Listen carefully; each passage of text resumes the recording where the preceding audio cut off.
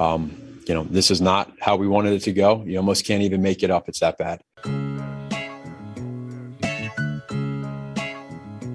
Welcome to Chicago, where the fire serve cold, but the Wolves and the Hawks never shiver in the snow. The Bulls keep it running, the Sox run the South, the Cubs run the North, but the Bears run the house. True Chicago sports fans got their ears to the street. Any team make a move and they never skip a beat. And in this house, this is where we be.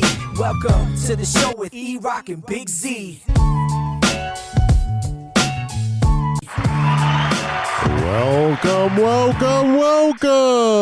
Welcome to Chicago. Coming from the true Chicago sports fan cave, this is the TCSF podcast with E-Rock and Big Z.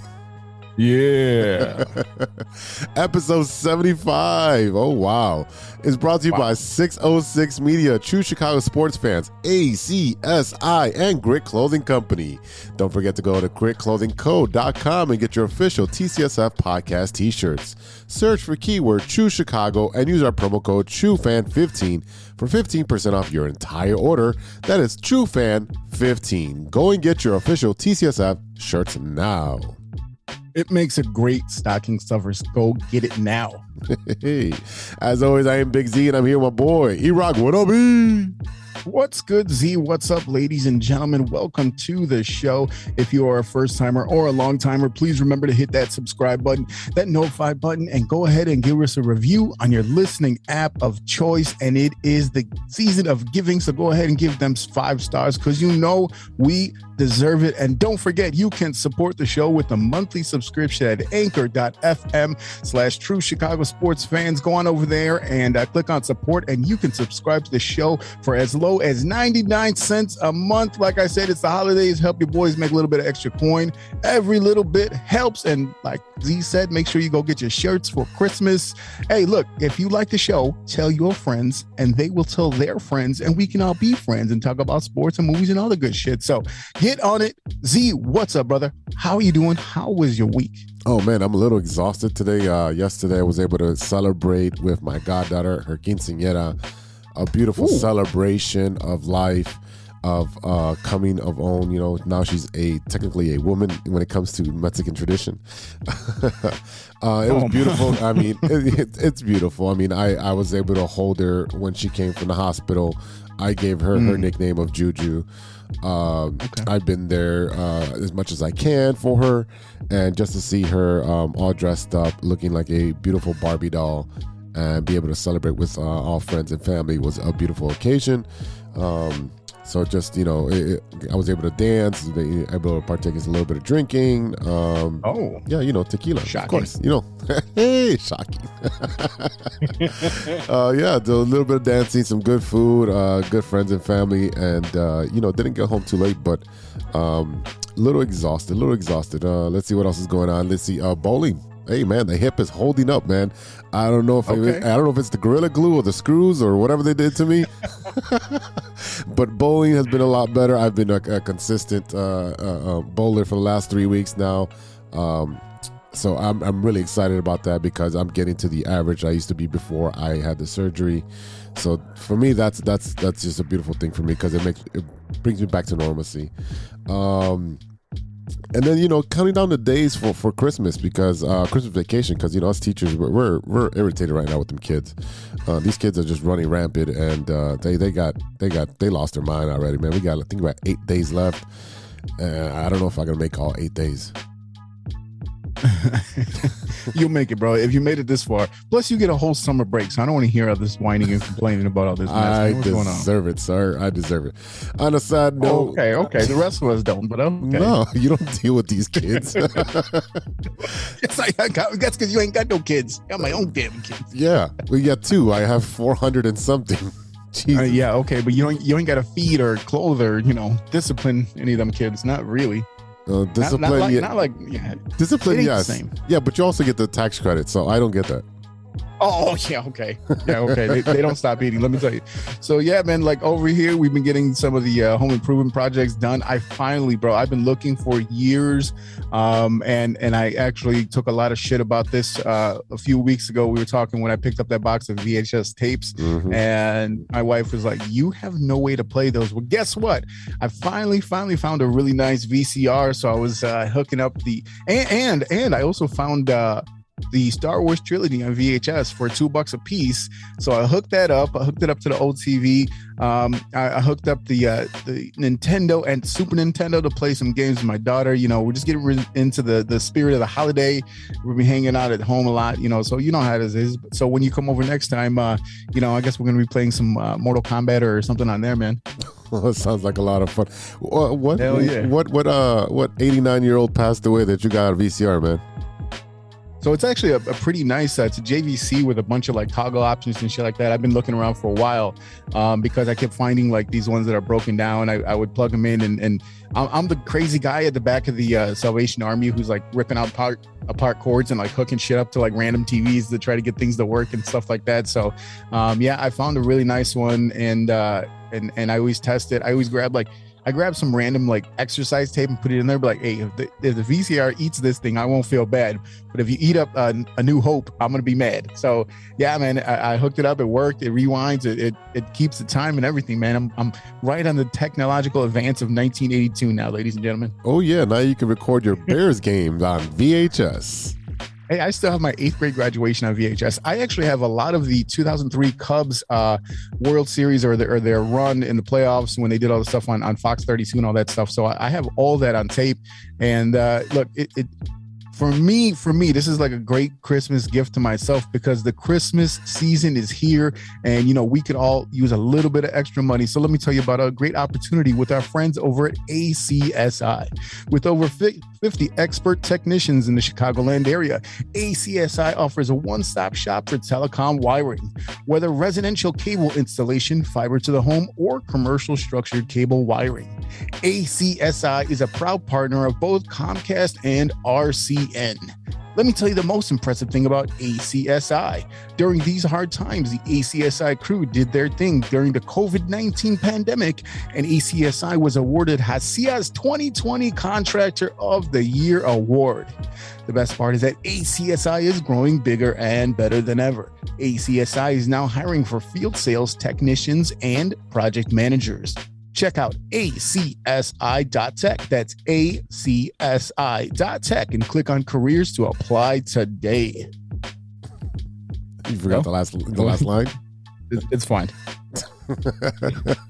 Go get you a job, man. Yeah. Oh man, hey, this is what happens when we decide to take a little bit of break.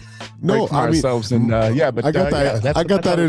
I have the internal cue of like, yeah, you know, ACSI is an equal opportunity employer, so that's my cue to start talking.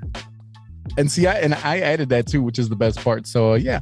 Anyway, this week, Justin Fields returns from that broken ribs. I guess he's going to do some pain management, and he's going to get his second start against the Packers. The Bulls have a COVID outbreak, and I don't know who they're going to bring back, Bill Wennington or what, but ain't nobody on the bench anymore. No, Bill Wennington's on COVID too. Of course. Stacey King got COVID. Yes, but Bill Wennington King got COVID bad. Yeah, and Bill Wennington is quarantined as well. So is he really? He's been on the TV with Adam Amin, but Stacey King is actually like I saw him tweeting about how bad it was, and he was lucky that he was vaccinated because it could have took him a lot worse. Jesus. Yeah. But anyway, yeah, Bulls have a COVID outbreak. And of course, we have our Stirring the Pot and What You Looking At. And also part 2 of our interview with MLB Insider, Mike Rodriguez, a.k.a. Mike Deportes. But first, this is the Big 3 with Big Z. Thanks, E-Rock. I'm Big Z, and you're not. Now for today's stories. Story number 1, and we're going to start off with a little bit of a sad story here. Former Denver Broncos wide receiver Demaryius Thomas, 33, was found dead in his home, police say. The former Denver Bronco who was quiet demeanor, believed lied, a burning desire to achieve he routinely, I can't fucking speak today. He routinely called everyday greatness, has died at 33, according to police. Roseville, Georgia police said that Thursday night that Thomas was found dead in his home. Preliminary reports, according to the police, indicated Thomas's death may have resulted from a medical issue. Latonia Bonsignor, a first cousin who grew up with Thomas so close they consider themselves siblings, told the Associated Press that the family believes he died from a seizure. He had been suffering from seizures for over a year, and we believe that he had a seizure when he was showering, Bonsignor said early Friday. We're not sure when he died. We just spoke to him yesterday. So former teammates and also noted Thursday night that Thomas might have had seizures in recent months. The Broncos issued a statement mourning the loss of an incredible player and a special person. Yeah, so the Broncos were out there with his number on their helmets today. I think his number or his initials on the helmet today. Demaryius Thomas was loved all throughout the league. We saw he was actually mostly on the Broncos. He won the Super Bowl with them, with Peyton Manning, and he went to the Pro Bowls like I want to say 4 or 5 times, and he made stops with I believe the Patriots as well and a couple other teams. A lot of these players reached out and said something. Tom Brady talked about what a great person he was, and you know, like this is a guy that had had to overcome a lot in his life to make it to the NFL, and it's sad to hear he just retired in like August, right. So it wasn't even that long ago. There wasn't a spot for him anymore, and he just wasn't in football shape anymore, whatever it was. But yeah, I mean, really, really great player. I mean, hell, I know him from drafting him in fantasy over and over again because he always did good by me. So it's a sad story, and this is one of those guys that will have a long-lasting impact on a lot of guys. That's very true. I saw the picture of Jimmy Butler on his couch with all of his jerseys on there. So yeah, there's a lot of players who have been posting their condolences and their stories with Demaryius Thomas. So rest in peace, brother. All right, story number 2, and this is the idiot of the week. Former NFL wide receiver Joshua Bellamy sentenced to a 3-year for COVID relief fraud. This mother cupboard. Yeah. This is the wide receiver who allegedly got over $1 million in pandemic relief money meant to help struggling businesses, was sentenced a little bit more to 3 years for prison on Friday. Joshua Bellamy, who spent most of his football career with the Chicago Bears but most recently played for the New York Jets, was among 11 people charged in more than a $17 million fraud scheme last year. Bellamy, who's 32, got a $1.2 million loan from Paycheck Protection Program for his company, some of which he spent on himself, including jewelry and some money at the casino. He also referred other people to the scheme, court documents state. Bellamy pled guilty in June to 1-count conspiracy to commit wire fraud. He was sentenced on Friday to 37 months in prison and would have to repay the $1.2 million to the Justice Department, which is they said in a statement. Bellamy's attorneys did not immediately respond to a request for a comment last Friday, and Bellamy is free on bond, and he should be going into jail on February 15th. Happy Valentine's Day. He's going to get it. Yeah, so I mean, like, he was with the Bears for 5 seasons, and he only played 1 season with the Jets in 19. He had a couple catches for them, and he was cut right before the charges were announced. He was with the Bears when they literally had absolutely no receivers, and that's the only reason Bears fans remember him at all. And I mean, look, we knew there was a lot of people that tried to take advantage of the funds that were there for COVID relief, and it's a shitty thing to do. You're going to tell me you didn't make enough money? And don't get me wrong, it wasn't like he was some rich guy, like made a ton of money in the NFL, but he made a lot more money than most of us do. And I hate when you hear stories like this, because it's like, so it's just somebody else trying to take advantage of the system. Yeah, exactly. There are companies and there are people that really, really benefited from these programs, and there's always people that want to take advantage, whether it's this program, right, or the rental assistance program, or the moratorium on being evicted and all that stuff. people will always find a way to take advantage of something that, is really for the better good of the people who really need it. Yeah, absolutely. And like I said, I hate this shit. And this is right here where it gives people an excuse to talk about how people want to take advantage of the system, and that's why they shouldn't have these programs in place. But, stupid is as stupid does. And sometimes shitty people do shitty things. So, hey, sucks for you, man. Next time, don't do that shit. Yeah. Yeah. All right. Story number 3. Let's end on a high note. Women's hockey teams are going to be playable in the new NHL video game for the first time ever. NHL 22 will undergo a global and gender expansion starting Thursday, with the addition of the International Ice Hockey Federation World Junior Championships to the game ahead of the World Championship tournaments for both men and women. The IIHF is the governing body of the ice hockey all over the globe, holding multiple annual tournaments featuring national teams from around the world. It also oversees the sport's presence at the Olympics. With EA having secured the IIHF licensing, the organization's logos and uniforms will appear in NHL 22. This is awesome, brother. What do you think?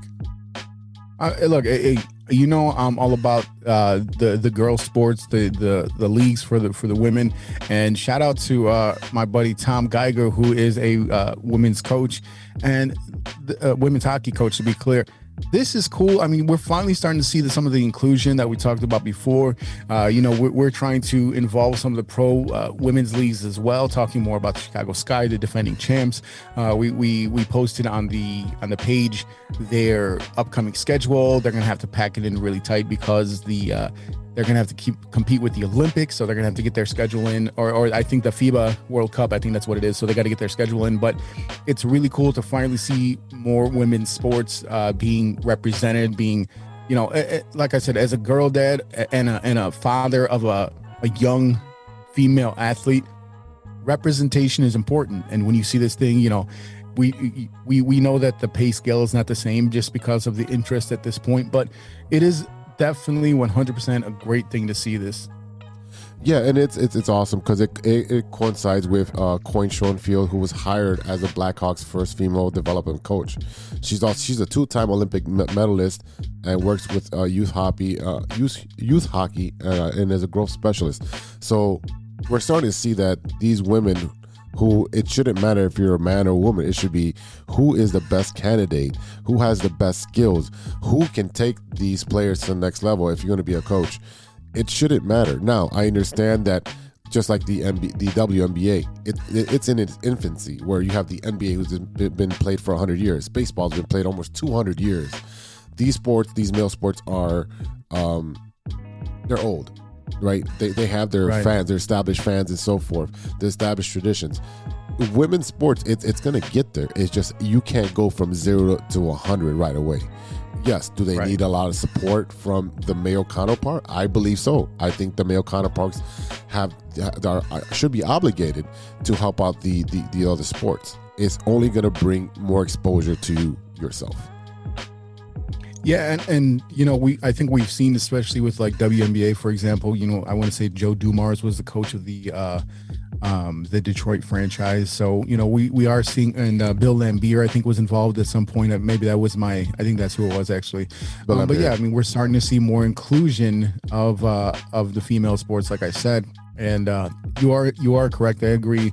Don't quote me on that, but yeah, I'll give you credit on this one. They do need the inclusion, and it is important for their male counterparts to have some type of inclusion as that as well. You are absolutely correct on that. Thank you, sir. Okay. Thank you. I don't even know whose voice it is. Anyway, look, I got a bonus story for you. Oh, what you got? Check this out. The winner of the 2021 Heisman Memorial Trophy is Bryce Young. All right. Yeah, Alabama quarterback Bryce Young was awarded the Heisman Trophy, giving Bama football back-to-back winners after last year's award went to Devontae Smith, currently of the Philadelphia Eagles. Young is only a sophomore. He already holds the record for most passing yards in a single game by an Alabama quarterback. Here's a quick little clip from his acceptance speech. You know, for me, I've always been someone who's been, you know, labeled as not the prototype. Being an African-American quarterback and, you know, being, you know, quote unquote undersized and not being that prototype, I've always been ruled out and counted out. And people a lot of times have told me that, you know, I wasn't going to be able to make it. And for me, it's always been about, you know, not really proving them wrong, but proving to myself what I can accomplish. So, look, personally, I love this kind of thing. Sophomore winning the Heisman is huge as well. I want to say maybe Tim Tebow might have done it. I think Baker Mayfield might have done it as well. But, you know, even it's funny to me that even in this day and age, having an African-American quarterback is not seen as the norm. And we've seen some of the best quarterbacks of all time be African-American quarterbacks. There was a controversy, or there was a lot of smoke about the Bears not wanting to get an African-American quarterback as well. Henry Burris that they had, Vince Evans back in the 70s, one of the first black quarterbacks in the league. And it's great to see a young man, sophomore. He's only going to get better and better and better. And I look forward to seeing what he does in the pros eventually. Yeah, I mean, this is awesome. You know, a sophomore, that's really saying something. That shows that his skill level is elite, and he will probably be coming out this year just because he's going to go out on a high note and get drafted pretty high. He can. He's a sophomore. You got to be at least a junior. You got to be at least a junior? Yep, that's how college football works. Welcome to sports, sir. Welcome to college sports. Yeah. Yeah. Wow. No, basketball, you can come out after 1 year, but football, you have to, because you got to think, like the difference between a college sophomore and a 35-year-old running down your neck in football is a lot different than basketball. Oh yeah. It's a huge difference. Yeah, men and boys. Right. But like a basketball, and you're young and you can handle it, but football, you're gonna get your ass beat, son. That's right. All right, guys. I'm Big Z, and that's news to me. We'll be right back after a word from our sponsor.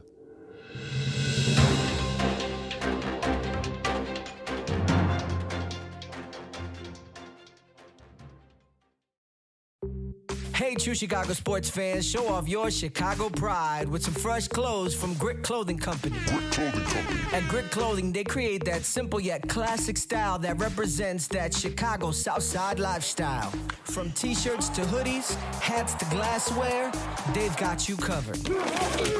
Grit has everything you need to represent your Chicago pride, so do it right now. Check out gritclothingco.com and use the promo code TrueFan15. TrueFan15. For 15% off your entire order. Let me say it again. That's gritclothingco.com and use the promo code TrueFan15 for 15% off of your entire order.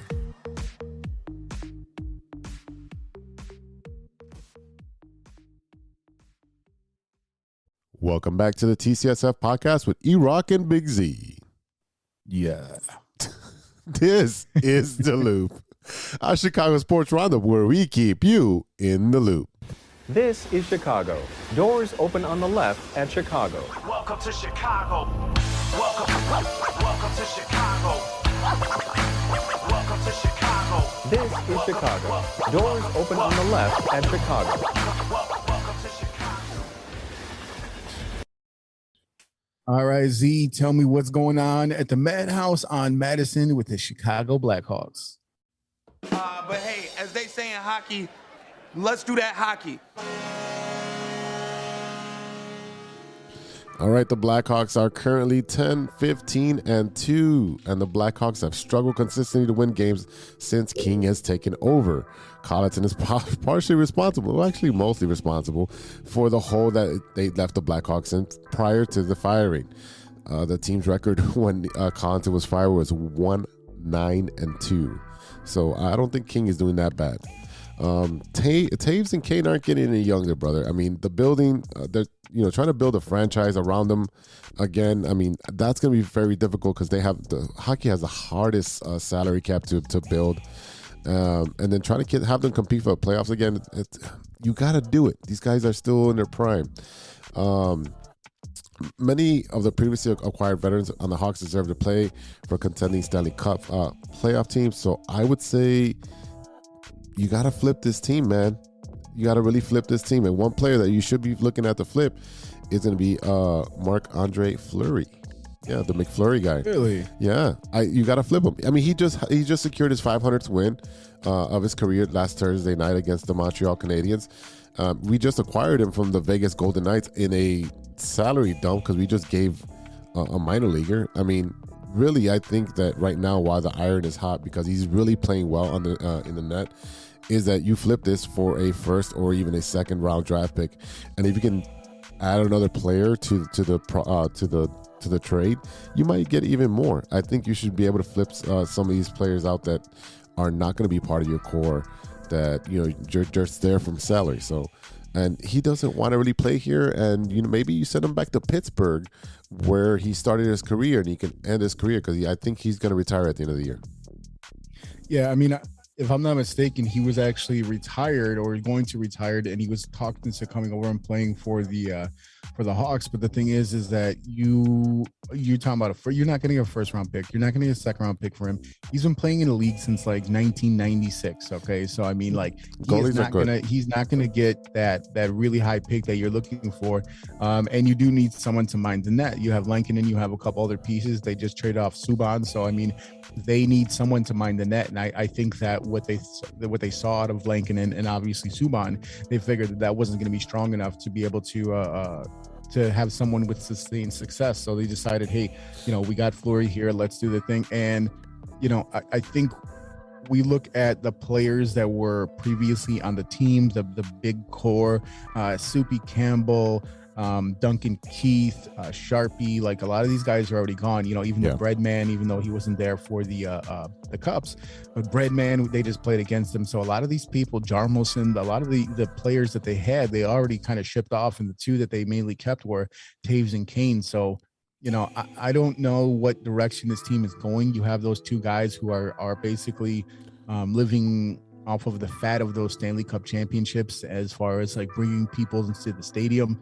And, just like any other team, at some point you do have to rebuild, but it looks like, hey, well, right now their boy Walter White is doing good for him and they're playing hard for him. So, Colleton, I was still, honestly, I was surprised that they got rid of Coach Q. But there could have been a lot of different things going on there, because with the sexual harassment scandal, and apparently he knew about it. There was a lot of stuff going on, because he actually resigned from his position, I want to say, with the Florida Panthers, once this all kind of came out into the light and that he knew about it. So, there is a lot of weird shit going on in the Blackhawks franchise that they got to fix right now. And I don't know, honestly, like, yeah, you want your fans to come to the stadium to watch the games, but I don't know how focused they are on the hockey side of things, unless they're just trying to make that a distraction from the other shit that was going on. I think they are. I think the new administration that they have there is focused on turning the optics around, and not only doing that, but also trying to put a winning team on the ice. And I disagree with you. I think you can get a first round pick from one of these contenders, like the Edmonton Oilers. Really need a goaltender. You're not getting a number one draft pick for a fucking 40-year-old goalie. If it puts a team over the top, just like the Cubs got the best closer and gave away great prospects. Let me explain something to you. You know what puts you over the top? Like an offensive player. If you are one player away from, listen, in hockey. If you're one player away and that player's a fucking goalie, you're done. You are not one player away. You're several players away. If the last piece that you need as a contender is a fucking goalie, a 40-something-year-old goalie, get the fuck out of here. You are not getting a first-round pick for this old-ass guy. I'm sorry. He's great. He's probably one of the greatest goalies of all time. You're not getting a first-round pick for him. He's up there. He's the top 3 goalie. There's only 3 goalies in NHL history with 500 wins. What does that mean? That's like telling me right now I could get Jordan because, he was great. That's bullshit. Jordan could help a team. He's old as fuck. You're not getting a high pick for him like that. It's different in hockey, man. You need that pick. I think the Rangers could offer. What did the Hawks give away to get him? Did they give a first round pick to get him? No, but they ate the salary. They ate the entire salary. That's why. Who else is going to pay the salary? Another team's going to have to pay him. They got to pay the remainder of his salary. Right. That's what I'm saying. Yeah, and we got more than half the season to go. Right. That's what I'm saying. The Oilers would do it because they need to be put over the top. The Rangers would do it for second rounder. Nope. No, second rounder is not the first. That's not the same. I mean, the only team that would be able to do that, to give a first round pick, would be the Oilers. The Rangers second, maybe the Bruins. I mean, and then Pittsburgh. Those are the 3 or 4 teams that I think they'd be a perfect fit because they have cap space and they're good teams where they can give away a high draft pick and it won't hurt them. The Oilers are on a 5-game losing streak right now. Okay, ain't nobody. No, stop. Nobody's checking. Nobody is going to give up such a high draft pick for an old guy like that. It's not going to happen, man. It's happened before, man. It's happened before. Well, all right, hockey expert, tell me when the last time it happened. Shut your mouth. Let's do that hockey. Patrick Waugh. That's right. Patrick Waugh. Do that hockey. Oh man, Roy. Yeah, that says Roy. I can read motherfucker. It's Waugh. Okay. All right, Z. What is up with the other side of the building with the Chicago Bulls? Ready to do this? Yes, I am. All right, 2, 3, 4. Basketball, gimme the ball because I'm gonna dunk it. Basketball, gimme the ball because I'm gonna dunk it. All right, the Chicago Bulls team-wide COVID-19 outbreak continued to spread further this past Sunday when Zach LaVine and Troy Brown Jr. entered the NBA's health and safety protocols, sources told ESPN's Adrian Wojnarowski. Ooh, close. Their additions brings the Bulls total to 9 players in the league's COVID-19 protocols since the start of the month. LaVine and Brown joined DeMar DeRozan, Kobe White, Javonte Green, Matt Thomas, Derek Jones Jr., Ayo, Stanley Johnson, and as players that are sidelined right now. These Bulls broadcasters Stacey King and Bill Wennington are also home in isolation due to the league's protocols. Players who went to the health and safety protocols must quarantine for 10 days or until they return with 2 negative PCR tests within a 24-hour window. The Bulls were off this past Sunday and do not play again until they host the Detroit Pistons on Tuesday night, but the team has not heard anything to indicate that the game was in jeopardy of being postponed. The NBA mandates a minimum of 8 players for each team before postponing a game during team outbreaks, and Chicago currently has 9 players available on its roster, including 2 two-way players and Alfonso McKinney, who signed a 10-day contract this past Friday. McKinney was signed after the Bulls were granted an extra roster spots due to the league's hardship exception, and the Bulls are eligible to continue adding players by that provision. However, the team's outbreak has been so widespread that even one of the players they signed as a hardship exception, Johnson, has already landed on the health and safety protocols. Both White and Green will have completed their mandatory 10-day isolation after a positive COVID test this week, so they can be eligible to rejoin the team for Tuesday's game. White is returning to the team's facility on Sunday for the first time since testing positive for COVID-19 on December 1st. So yeah, this is like a syphilis outbreak at a college fraternity house. Yeah, I mean, Gucci Mane was the first one to go out with the vid a while ago, and he had the 10-day break, and then we just kind of saw this start to fall. We saw DeRozan out for a while. Now the latest one, Zach LaVine, out of the big names. So I mean, it's kind of crazy to see everyone kind of fall. We saw Pat Will is still out with the injury.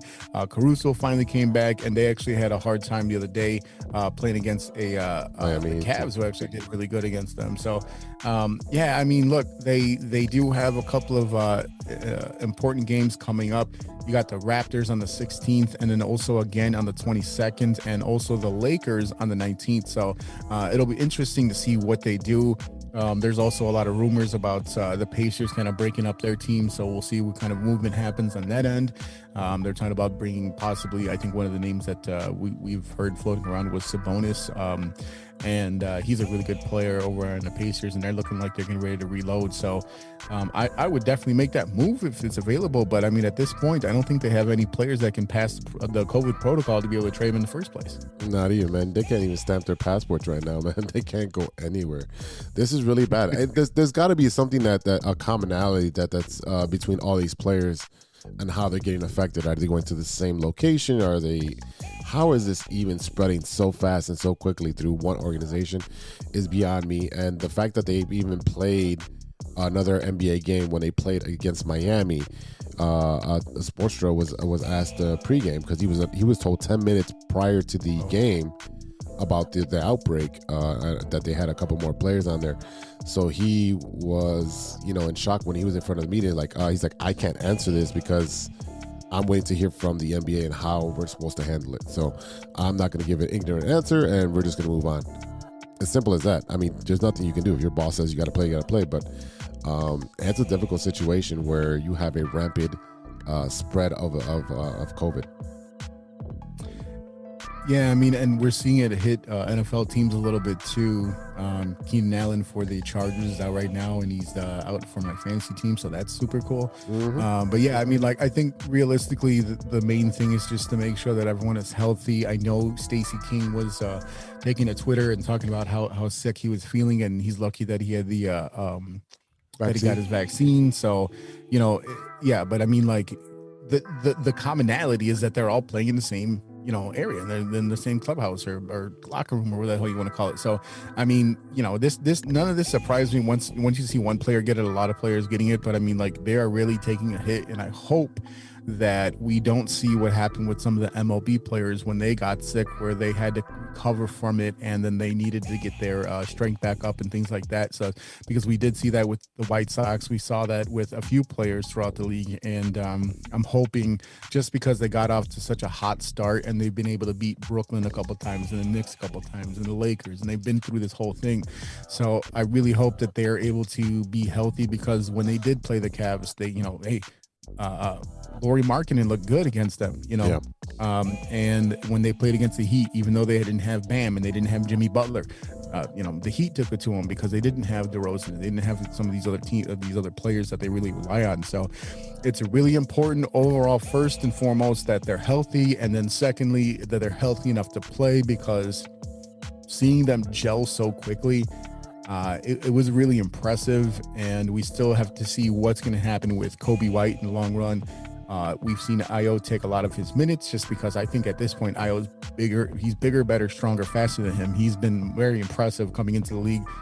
He was announced when he had to start the other day. He was announced and introduced as from Chicago. So I'm all about that. But yeah, like I said, first and foremost, these guys got to be healthy. And then number two is in basketball shape. And that's really important. Agreed.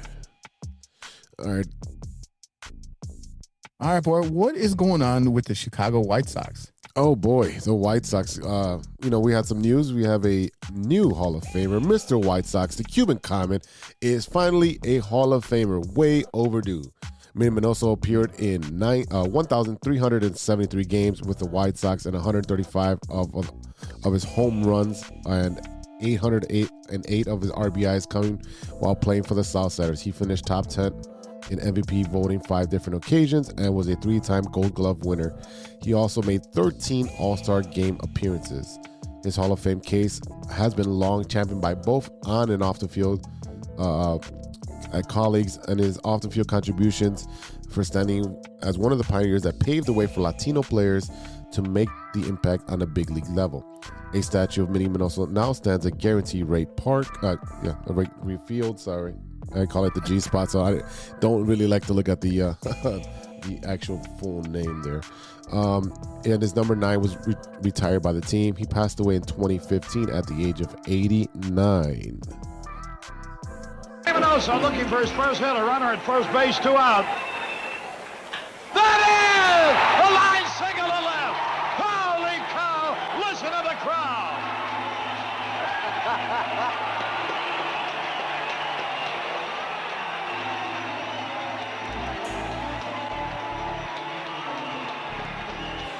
All right, so what you heard right there was his final hit called by the legendary Harry Carey. That's right. Most people don't know that. Harry Carey was the announcer on the south side before moving on and making it really, really big on the north side. I think Chicago baseball fans know that Harry was on both sides of the team. But look, Minnie Minoso, if I'm not mistaken, he was the first black player for the White Sox. Granted, he was, not African American, but I feel like we're seeing a lot of times where it takes way too long for these guys to get their dues. Where just recently we saw, even with the Negro Leagues, the MLB Hall of Fame actually like incorporating the Negro League records and Hall of Fame into their own. And I just feel like, it almost feels like too little too late.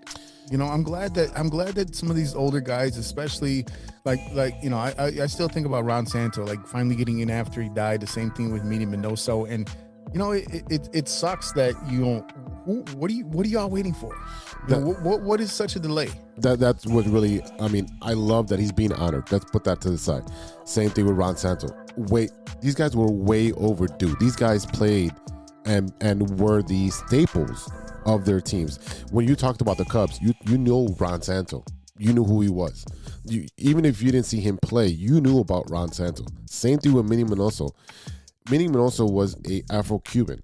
He was our Jackie Robinson for the Latino community. Yes, he played in the Negro League where he had great seasons. And now, because in 2019 or 2020, the MLB absorbed the statistics and said, okay, now they're valued. They're of value, and we can put him in the record books now. Now he's eligible. He played 7 decades. 7 decades. That is insane. And then this man was at every single game. He was in the lobby. He would say hi to you. He would talk to you. He would sign autographs after autograph after autograph. This man was in the clubhouse in 2005. He was carrying the trophy. This man was beloved by every single Cuban player, and he still resonates to this point with the Cuban players, because now we have a huge Cuban influence on our team, and you can see it. So when these guys, I remember there's a video of Alexi Ramirez on the day that he passed, and they're asking questions, and he's like, I can't believe it. I just can't believe it. But he's going to live, and he pounds his chest. He's going to live here. He's always going to live here. And that's how much he meant to these players. So when they get, when you have Abreu get asked about him, and Moncada and the rest of these guys, they'll tell you about Minnie Minoso. They will definitely tell you stories that this man was there, and the influence that he had on them. So to me, I'm upset that this man could not be on stage and give his speech. Same thing with Ron Santo. I don't want to hear, I don't want to be mean and say I don't want to hear their daughters or their sons giving the speech, because that's not their fault. But you want to hear your player, the Hall of Famer, give their speech, be able to give you a touching story and make you laugh and give you a memory that goes on with you to the day you pass away. It's nice to have that memory for yourself as a fan, but I think first and foremost is to allow the player to have that moment. And that is the biggest shame of all, when we're seeing some of these players getting well overdue. And, I'm with you about the influence they had over the current White Sox roster. The White Sox, if you look up and down the history of their team, there have been quite a few Cuban players on this team. And, who was number one? Well, that was Minnie, and look, like I said, it's a shame that it took so long for him to be able to get in. And I'm with you about hearing the speeches and the stories and things like that. But like I said, I hate that the player themselves didn't really get the opportunity to do it. But, like I said, I can say it's too little too late as a fan, but I'm sure that his family is thrilled to finally be able to call their father, grandfather, great-grandfather a Hall of Famer. All right. You got any other news, maybe from the Golden Domers? Yeah, just a quick note from Notre Dame. Defensive back Kyle Hamilton, who is clearly their best defensive player, and running back Kyron Williams declare for the NFL draft, so neither will be at the upcoming Fiesta Bowl against Oklahoma State. So, along with Brian Kelly, two great players from this current team are no longer going to be there. So this is going to be an interesting game to see what happens. They're making sure that they conserve their health for the draft. And look, we're seeing Marcus Freeman is going to have a really good test, considering, like I said, every week I talk about how important it is for Kyron Williams to get involved, to be out there running the ball, catching the ball. He's a very good offensive player. And, look, Hamilton is probably their best defensive player. He is the number 1 overall player in the CBS Sports NFL Draft Prospect rankings. He leaves South Bend with 139 tackles, 24 passes defended, and 8 interceptions, and was one of the top overall players in college football. He only played 7 games this season. He had 3 interceptions and 4 pass defense before he had that season-ending knee injury in USC, so he wasn't going to play in that game either way. But it's like I said, it's going to be interesting to see what happens. And I want to say, I would assume that if they went to the playoff, then Kyron Williams probably would still play, because you're playing for a championship versus just a Fiesta Bowl. Mm-hmm. But look, hey, good luck to these young men, and hopefully they have long and illustrious NFL careers. Agreed. Yeah. Well, wish them luck, and I know we'll be watching. And hold back your enthusiasm. Yeah. You're the Notre Dame nut. I'm not. I like watch professional sports more than anything. The only time I watch college sports is, the college basketball tournament. So that's the only time. So that's just me. You're telling me that when there's like 8 bowl games on, you're not watching football? I watch the biggest. You don't like football that you. There's no way you like football that much. No, I love professional it's literally football. The purest football. No, I get that. I understand it's the purest football. For me, it's just I don't have an allegiance. I went to a school that had no but that professional doesn't matter. teams. No. Football, it doesn't matter. Football is one of them sports where, like, if there's a game on, it's such a crazy sport that anything can happen. You could have Appalachian State versus Northwestern University of Southern California, and like all of a sudden, like, it's 3-3 going into the 4th, and all of a sudden it finishes 61-60. Like, holy shit! Football, like, no matter who is playing, it can be an amazing game. You gotta give football more. I know you love baseball. That's how I feel about baseball. That's how I feel about baseball. So I understand your passion for it. You're not watching college baseball, are you? Nope. When I used to have cable, I would watch college baseball. I watch women's softball a lot more. But yeah, I do watch, like, if it's like Tampa Bay versus Seattle, I'm watching. Like, just because it's on, and I just love baseball, because if the Cubs and Sox are off, I'm watching baseball. I'll put on the app, and I'm like, that's who has the most interesting game, and I'm watching that. Like, that's just. I look, and I love baseball, but I'm saying, like, you gotta appreciate the most purest form of football. No, I get it. For me, snoozing. I just don't have that passion like you do for it. For me, it's like I'm gonna watch professional football, and that's where it's at. And I will watch a bowl game or two, but for me, it's just, if I don't follow it, I just feel lost. I don't know these players. I don't know the story. There's nothing to feel lost about. It's football. You don't know football? No, I know football, but I'm saying this is always. So it's that brown one. It's the brown one where you like.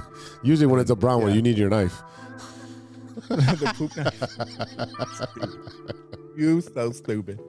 All right, fans. We'll be right back after a word from our sponsor. This is Chicago.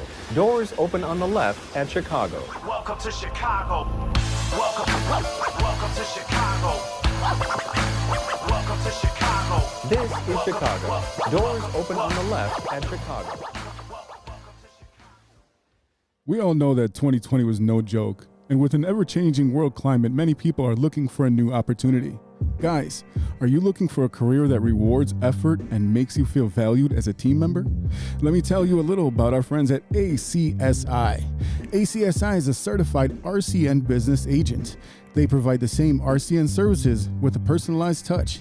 Their sales and technician teams work hand in hand, ensuring your experience will be smooth and pleasant. Gone are the days of being transferred from one person to the next. At ACSI, they handle everything from start to finish. It's never been so easy to get internet service. ACSI is a growing Chicagoland company that encourages personal growth and rewards perseverance.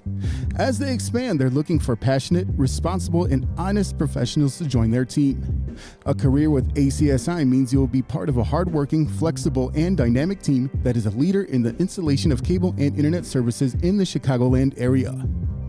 Best of all, ACSI was awarded Hacia's 2020 Contractor of the Year Award. Are you ready to grow with a local Chicago company on the rise? Check out acsi.tech and click on careers to get started. That's acsi.tech and click on careers. Welcome back to the TCSF podcast with E-Rock and Big Z. Yeah. This week, we have part 2 of our interview with Mike Rodriguez, a.k.a. Mike Deportes. He's an MLB Insider for Univision, and he previously worked with the Cubs. Let's take a listen. Ladies and gentlemen, back for part 2 of our special interview with MLB Insider reporter for Univision. Ladies and gentlemen, Mike Rodriguez. All right, Mike. Let's get to the main course here. Yeah. Let's talk about the elephant in the room. Oh no! No, we not. Give me a minute because I want to hear this man right here. Was on the bus. Oh yeah. With his boy Jorge Soler. So I want to hear about what it was like to be on that bus for the World Series champion 2016 Chicago Cubs. That's right. That's because that's as close as we're getting. The most recent Chicago World Series champion. Tell us, yes. Baseball. Yeah. Baseball. I said Chicago World Series champion. Thank you very much. Thank you. Tell us what it was like to be on the bus for the parade. Man, it's something crazy, bro. One thing that I saw people getting on the pole, the light pole in the street. People was going crazy just to get on top of to see the players, going through the parade. And like I was in the Braves parade and the World Series Braves, and nothing compared to the Cubs. I mean, they're a great team. They do a great job, but the way the Cubs did it in 2016, coming back at 3-1. Yeah. And winning that last game when they tied up after Chapman in the 7th or 8th inning, I believe. It was nothing compared to that, bro. I remember family couldn't leave with the players and the team and the plane back to Chicago from Cleveland. And after they won, everything was happening. They say, yeah, everybody get in the plane. That's a lot of champagne and beer going through. Like, yeah, just come on out. Hey, let's go together. I remember when we got here to Chicago, around 4:30, 5 o'clock in the morning, there was almost 1 million people right there on Wrigley Field waiting. That's insane. Waiting. I never see so many people in a parade in a sport. Yeah, I think it's the first or second. They say it's the first or second big parade in the sport. The biggest. Yeah, the Sox had 3.5 million, and obviously the Cubs have way more because they have more almost fans. 6. Yeah, that's insane. That's like half the city, or more than half the city. People came from somewhere of course, just to see that. Well, it's because WGN played everywhere, Right, WGN was a superstation, so they played all over the country. So you have people in Arizona that wanted to come see the Cubs, of course. Yeah. That is that. I will tell you what. That is one of the great regrets of my life, is not going to that parade. And the thing is that I was stupid because, well, I'm using that. I was stupid. I was in the past. That's okay. Yeah. But the thing was that at the time, like I said, I was doing appliance repair, and you get your schedule, like they're making it for the next day that day. Right. So I text my scheduling manager, and I says, hey, what are the chances I can get tomorrow off? And she's like 0. And I should have been like, you should have said, I'm calling off tomorrow. Yeah. I would have said, you know what?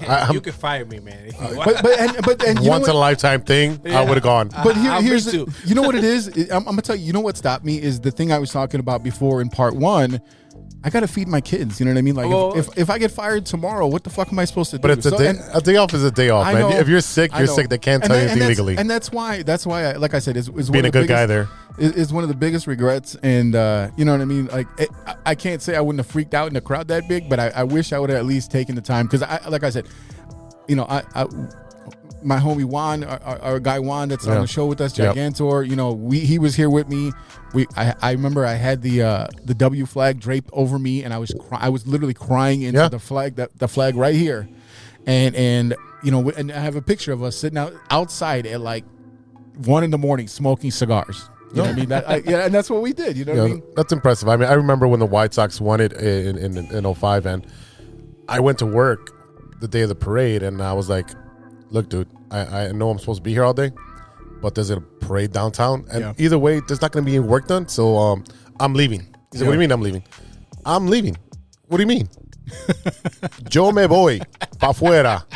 Let me speak to you in different language so you understand this shit. I'm leaving. I'm like, I'll be back after the parade, though, and I'll finish my work. I'll stay after. Don't worry about it.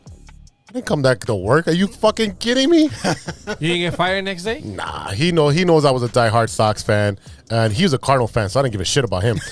So, like, fuck the Cardinals. So I was like, no, I'm not coming back. I was out there, and where the bus stopped right there on Wacker, and, you know, they had the stage there, and people were tossing all types of baseballs and all types of cool shit.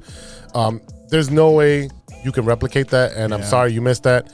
I was also there for the 2 out of the 3 Blackhawks parades, and I was at the Grant Park. Yeah, that whole thing at the Grant Park. So I have never, out of all the championships that our teams have won since I've been alive, I've never gone to a parade because my parents didn't know shit about parades. Like, the Bulls, but they don't give shit. No, but that was different. I don't know why you should have got sick that day. Yeah, like I said, you didn't even ask. Yeah. That was wrong for you. I asked the routing. I asked not my manager. It was the person who makes the routes. I was like, hey, because the thing is that over there, if you call in, now they have to find someone else to do those jobs, and I didn't want to be an asshole to fuck everyone else over. Oh, that's how I'm gonna be. The Cubs just won the World Series. I know. You can be an asshole for one day. One day, come on. I know. Hey, guess what? I'll be at the next one. There you go. I'll be there with you, brother. So we got the Cubs stuff out of the way. Yeah, so now we can talk about the elephant in the room, man. Well, yeah. I mean, there's a lot of weird shit going on. Yeah. And, we talked a little bit about the fact that no one can sign. Yes, there was a couple of big signings beforehand. There was a flurry of signings. Yeah. There's a flurry of signings. And all these signings were happening with teams who were out of the playoffs, teams that have been rebuilding. So they have a lot of cap that they can use to buy these players because they want to move forward. Now, the thing is that the major players, the Dodgers, the Yankees, the Cubs, not the Cubs, the Cubs, they actually make moves, the White Sox, and all these teams that are in the playoffs on a yearly basis and are moving forward, didn't make any splashes. So what I think is they're waiting for the CBA to be ratified, and we don't know what's going to happen. So my question to you, Mike, is let's talk about the lockout. What are you hearing from players regarding the lockout? Well, what I hear was, basically everybody is kind of that bothers them because everybody want to start talking to the team and make everything going on, and they have to, now no more baseball. They can't even talk about baseball right now because what's happening. The coaches, the agents, the managers, they restrict about it. They cannot talk anything. They can't talk to the players. No agents, nothing at all. No contact at all. Not even with the media either. I heard the MLB just take out the pictures on the website. On the website for the players. Yeah, it's all baseballs and gloves now. That is insane. That's insane.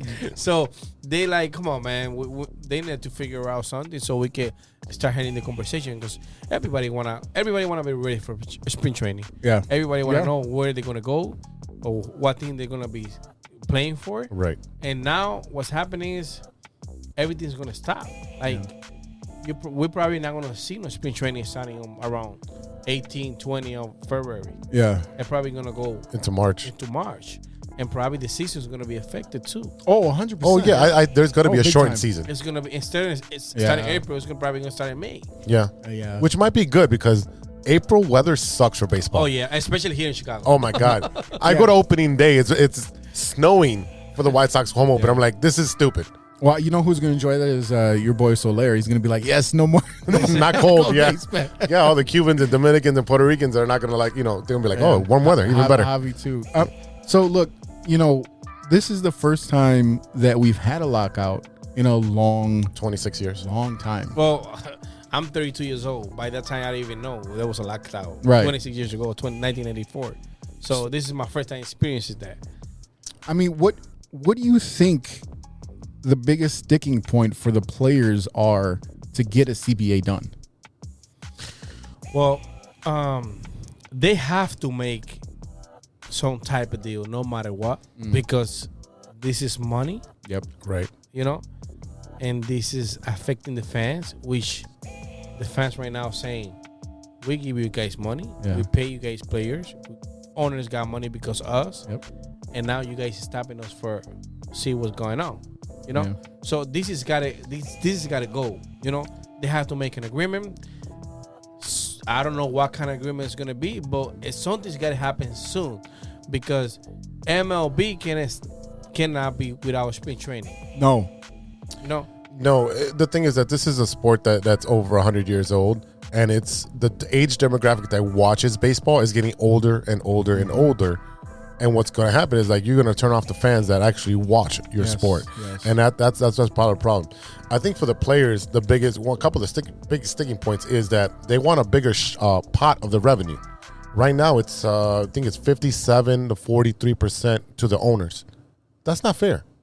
I don't think that's fair enough. You also have service time, how they manipulated Chris Bryant and other players. Like, oh, you're really good. I'll see you in 2 weeks after the season, and then that year's not going to count for you. And not only that, you know, owners is saying the players got to get paid depends on the WAR. Yeah, no award. You know. Yeah, that's kind of messed up. Yeah, that's not messed up. So that means that players got to get paid depends on what they do for the team. Like, no, come on. I played 162 games. It's a marathon. You know? Yeah. And now you want to get my money out less because you helped the team in the playoff winning, and I didn't. But I played the whole 162 games, and I hit 40 homers, and I did 100 RBIs, and I hit 290. And because you come now in the playoff and help my team wins in the WAR, you gonna get paid more than me? No, it doesn't make sense. It's simple, like a group project, right? You always have one person that does all the work. Yep. And then everyone gets the credit. That's bullshit. Yeah, that's bullshit. That's exactly what that is. So that's bullshit. I think they have to get an agreement, and they have to see, and they have MLB got to understand that the players are the main thing here. Of course. I come to see the players, not the owners. Exactly. I come to see the players, not the owners. I want to see what they do. Nobody. Sometimes people don't even know who's the owner are. He knows the owner of the Cubs. Yeah, I got my photo with Ricketts right there. So the funny thing about that picture is this is like 20, like when they first got it, and this was Ricketts used to walk around the stadium all the time, right? So I was sitting there and I probably told this story on air before, but I was like, "Hey Ricketts, hey Ricketts," and he turned around, and I was like, "Oh shit!" He actually turned. So then I went up to him real quick, and this is like early cell phone, the smartphones. And I was like, "Hi, Mr. Ricketts." I was like, "Could you take a picture with me?" So I got the picture, and I put it in the frame. I thought it was cool, and that's why when they won the World Series, I was like, "Hey, my boy Ricketts did it for me. I got the photo right." The only thing that I see good on this is they're trying to put 14, 17 in the National League, and 17 in the American League to go to the playoff. This is good for baseball because more of a tournament. It's better for baseball. Yeah, it's better for baseball because you have more teams now trying to compete, get a spot, compete in the playoff. Right. And another thing is the National League DH. Yeah, that's a big thing. I'm super for it. I like it. We saw that in the shortened season, the 60-game season. I mean, I think it was a success. And I don't understand what the hang-up is anymore. A lot of it's the old-time baseball guys. Yeah. You know what? You create more jobs for guys. Yeah. Now there's more visibility. Yeah. Like Kyle Schwarber can now go anywhere and be a DH for a National League team. And not only him, now you have Soler. Yeah, Soler could be try to sign any National League team and be a DH. Yeah. I mean, there's a lot of guys that have help. Yeah. Well, I mean, we've seen the guys go to the AL that were played in the NL for a long time and become a DH and extend their career for 5, 6, 7 years. Exactly. Definitely. In the NL, your only choice really is to become a first baseman. Exactly. Yeah. You know what I mean? That's your choice. Be like, I guess. And put the old guy there first, right? And then we got to go up there and see fucking Kyle Hendricks try to swing a bat. You know what I mean? Like no one should. No That one is wants the to see stupidest thing ever. I've never understood it. I mean, I get it in college. Everyone gets a hit, and if you're a good hitter, like Zambrano was a very good hitter. Yeah. There's been a couple pitchers that have been really good hitters, but they bat twice in a game, maybe because they get pulled in the 5th or 6th inning. Right. So they only get 2 at bats every 5 days. Yeah, I mean, come on. And I mean, here's the thing: if you want to really make it fun, go into the All-Star break and have a pitcher Home run derby. Yeah, yeah. I mean, because look, it's an interesting time to observe what's happening in baseball. You have a lot of sticking points, like we said about the DH in the NL. Okay, the money, the revenue sharing. Yep. And one of the other things that they're looking into is not necessarily a salary cap, but a salary floor, and then a change in the luxury tax. And that's one thing that they're talking about as well, because that's something that, you know, your owners and your management is going to be worried about as well. So we talked about it on part 1 a little bit about like how the Marlins and the Kansas City Royals will build up a really good team and then sell them off 2-3 years later. Kansas City's doing that since they became a team. But what I'm saying Let's is, be honest, because they used to sell to. They were the minor league farm system for the Yankees. Just like the Pirates were for the Cubs in the early 2000s. You think about that, Randall Simon, Ramos Ramirez, you know what I mean, like all these players. So, I mean, and the thing, and that's the shame. To me, the biggest shame of it is when you have the Pirates, for example, who traditionally were a strong team. Yeah, Barry Bonds and everybody else. Barry Bonds. But I mean, like, we can talk about teams O'Neal. like the Braves. Yeah. You know what I mean? Like these kind of smaller, big market teams who sit there and they benefit from having these stars. Right, they cry wolf, because at the end of the day, guess what? You get a bigger pie of the revenue sharing because your team sucks, because you're tanking. Or your team's not as popular. You know what I mean? Like, there's always going to be Yankees, Red Sox, Cubs. But the popularity doesn't make a difference. The Yankees and the Dodgers are always paying the luxury tax, and guess who gets benefit that? What I mean by by being popular is the fact that they're making revenue off of merchandise. Oh yeah, that's what I'm talking about. Yeah, but I mean, it's all collective bargaining, and that's all shared. So you can't cry poor if you're at the end of the year you get money from the Yankees and the Dodgers and the Cubs because they spent a lot of money and they made a lot of money. You get a check at the end of the year saying, "Here's your money," because we all get a cut of the pie. Now the problem is that they continue to do that. You're right. It's not like look at the Marlins. What they did, they built a championship team. And then twice. And then right after that, sell off all the parts. Twice in 6 years. Yeah, it's like a luxury car in Chicago. It got stripped for parts. I mean, it's bad. I mean, and that's what they want to get with. Because it was what, 97 and what, 03? Yeah. Yeah. And like within 6 years, they did it twice, and they won championships. And then they're like, all right, you know what I mean? So look, so what at the very least has to be there for the players to say, okay, I'll sign this deal? I think it's got to be more of the player side. I mean, they got to hear what the players want. They got to hear what the players want, and they got to do what the players want. More of the player side than the GMs, what they want, and the owners. Because if you think about this, owners get money no matter what. Yep. Players get, a lot of people don't know this, but the players, they use the jersey, and who sell them? The team. Mm-hmm. Who get more money of that jersey? But and that's why they took the players' pictures off of the thing, because off of the website. Can't use their likeness. You cannot use the likeness. You can't you're not sit there and benefit off of your picture if I'm not paying you money. That's where that all comes from. Yeah. Now, if you actually look, there's a few players that do have, for some reason, their photos are still out there if you actually go through, but it's like, some random guy in the bullpen that's been there for, a month and a half and stuff like that. But I mean, I don't know. Look. Oh, another team is the one, the MLB one is the player to have the players. I don't know. I'm kind of sure which one is 1-1, but I think the players the more logos on the jersey. Oh, the advertisement. Advertising. The owners want that because that's way more money. Just like in soccer and anywhere, in basketball just started that. So now you're gonna see the players, the Cubs, Rodrgiuez in the back. Yes. No, it's gonna happen. That's gonna happen. I think if you're gonna do something like that, you have to have like a patch on the shoulder or something like that. Well, no, seriously. Look at the Japan League. Look at the Mexican League. Okay. They advertise. Man, but I'm gonna tell you something. I don't like it. No, here's the thing. Japan league. I mean, 1 or 2 is fine. Japan and Mexico, their leagues have been around for what, 30 years? We're talking about 100+ year old tradition. There's a reason why the Cubs have not changed their uniforms. You know what I mean? And forever and ever. It is a traditional sport. You are I promise you, if you start selling Cubs jerseys with a random ass fucking Walgreens They're logo, still gonna buy them.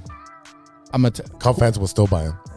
The old school guys are not gonna buy shit. And who do you think has the money to spend on that shit? The young kids. Young kids. I'm telling you right now, it's going to happen. It is going to happen. Even if, look, you're gonna have the Nike logo on one side and you're gonna have the sponsor on the other hand. And guess what? That's more money. That's how this deal is going to get done. That's going to be part of it, because that's going to be like, all right, cool. We're going to give you the DH. We might give you 1 year off service time. Exactly. But we're going to want sponsors. And guess what? We're taking 60% of that revenue. That's what's going to happen. Yeah. I'm guarantee you, because those owners are money hungry. Let's just be honest. They're money hungry. And now you're going to see the Pence Giordano's pizza. I think if some of these guys just get some free food, they're gonna be all for it, man. Right. Some of those guys. Yeah. It is frustrating. It is frustrating.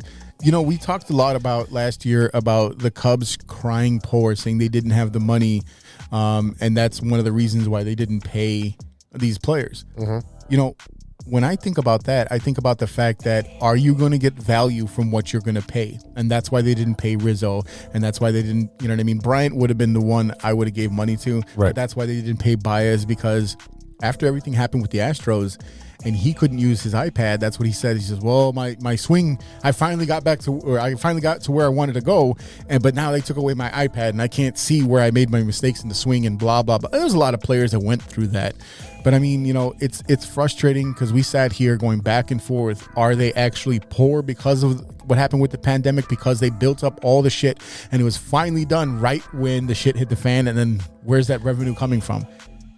I have no... They put all their eggs in one basket, which was building the neighborhood around them. Because why would you ever expect that to be an issue? You know what I mean? Like, you knew that money was coming. Let's be honest. But the players didn't get paid. Right. I know. The pandemic season, they got cut off on their salary. Yeah. So what's the problem? What money are you losing?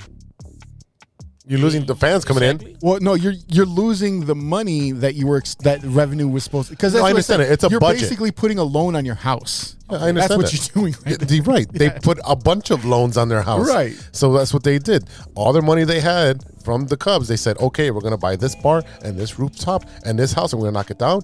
And we got the parking lot, and we got this, and we got that. And guess what? Taco Bell. It's gone. Yeah, and McDonald's. Yeah. Well, it's a new McDonald's. They own that building. They own the hotel. Yeah. But guess what? No one can go to the hotel because of the pandemic. Yeah. So, now they can. Well, now, but I'm just saying, they put all their eggs in one basket, and then the pandemic hit, and then they're like, the mortgage is up. They're like, oh, you got to pay on the first of the month. Yeah. That's what happened. Yeah. So they were, between a rock and a hard place. I get it, but you mortgaged your team based to fix out the entire thing, and that was their decision. Well, I don't feel sorry for it, because they're billionaires. I'm sorry for them. They're billionaires. But we had this discussion before. You call them billionaires, yeah, based on what money. Even billionaires have bills to pay. And if you don't have the revenue anymore, how are you supposed to pay them bills? Because they borrow and they leverage on other stuff. That's what I'm saying, is that all of a sudden Wrigley finally got just about done, and they're like, 60 games, and also no, like everyone go home.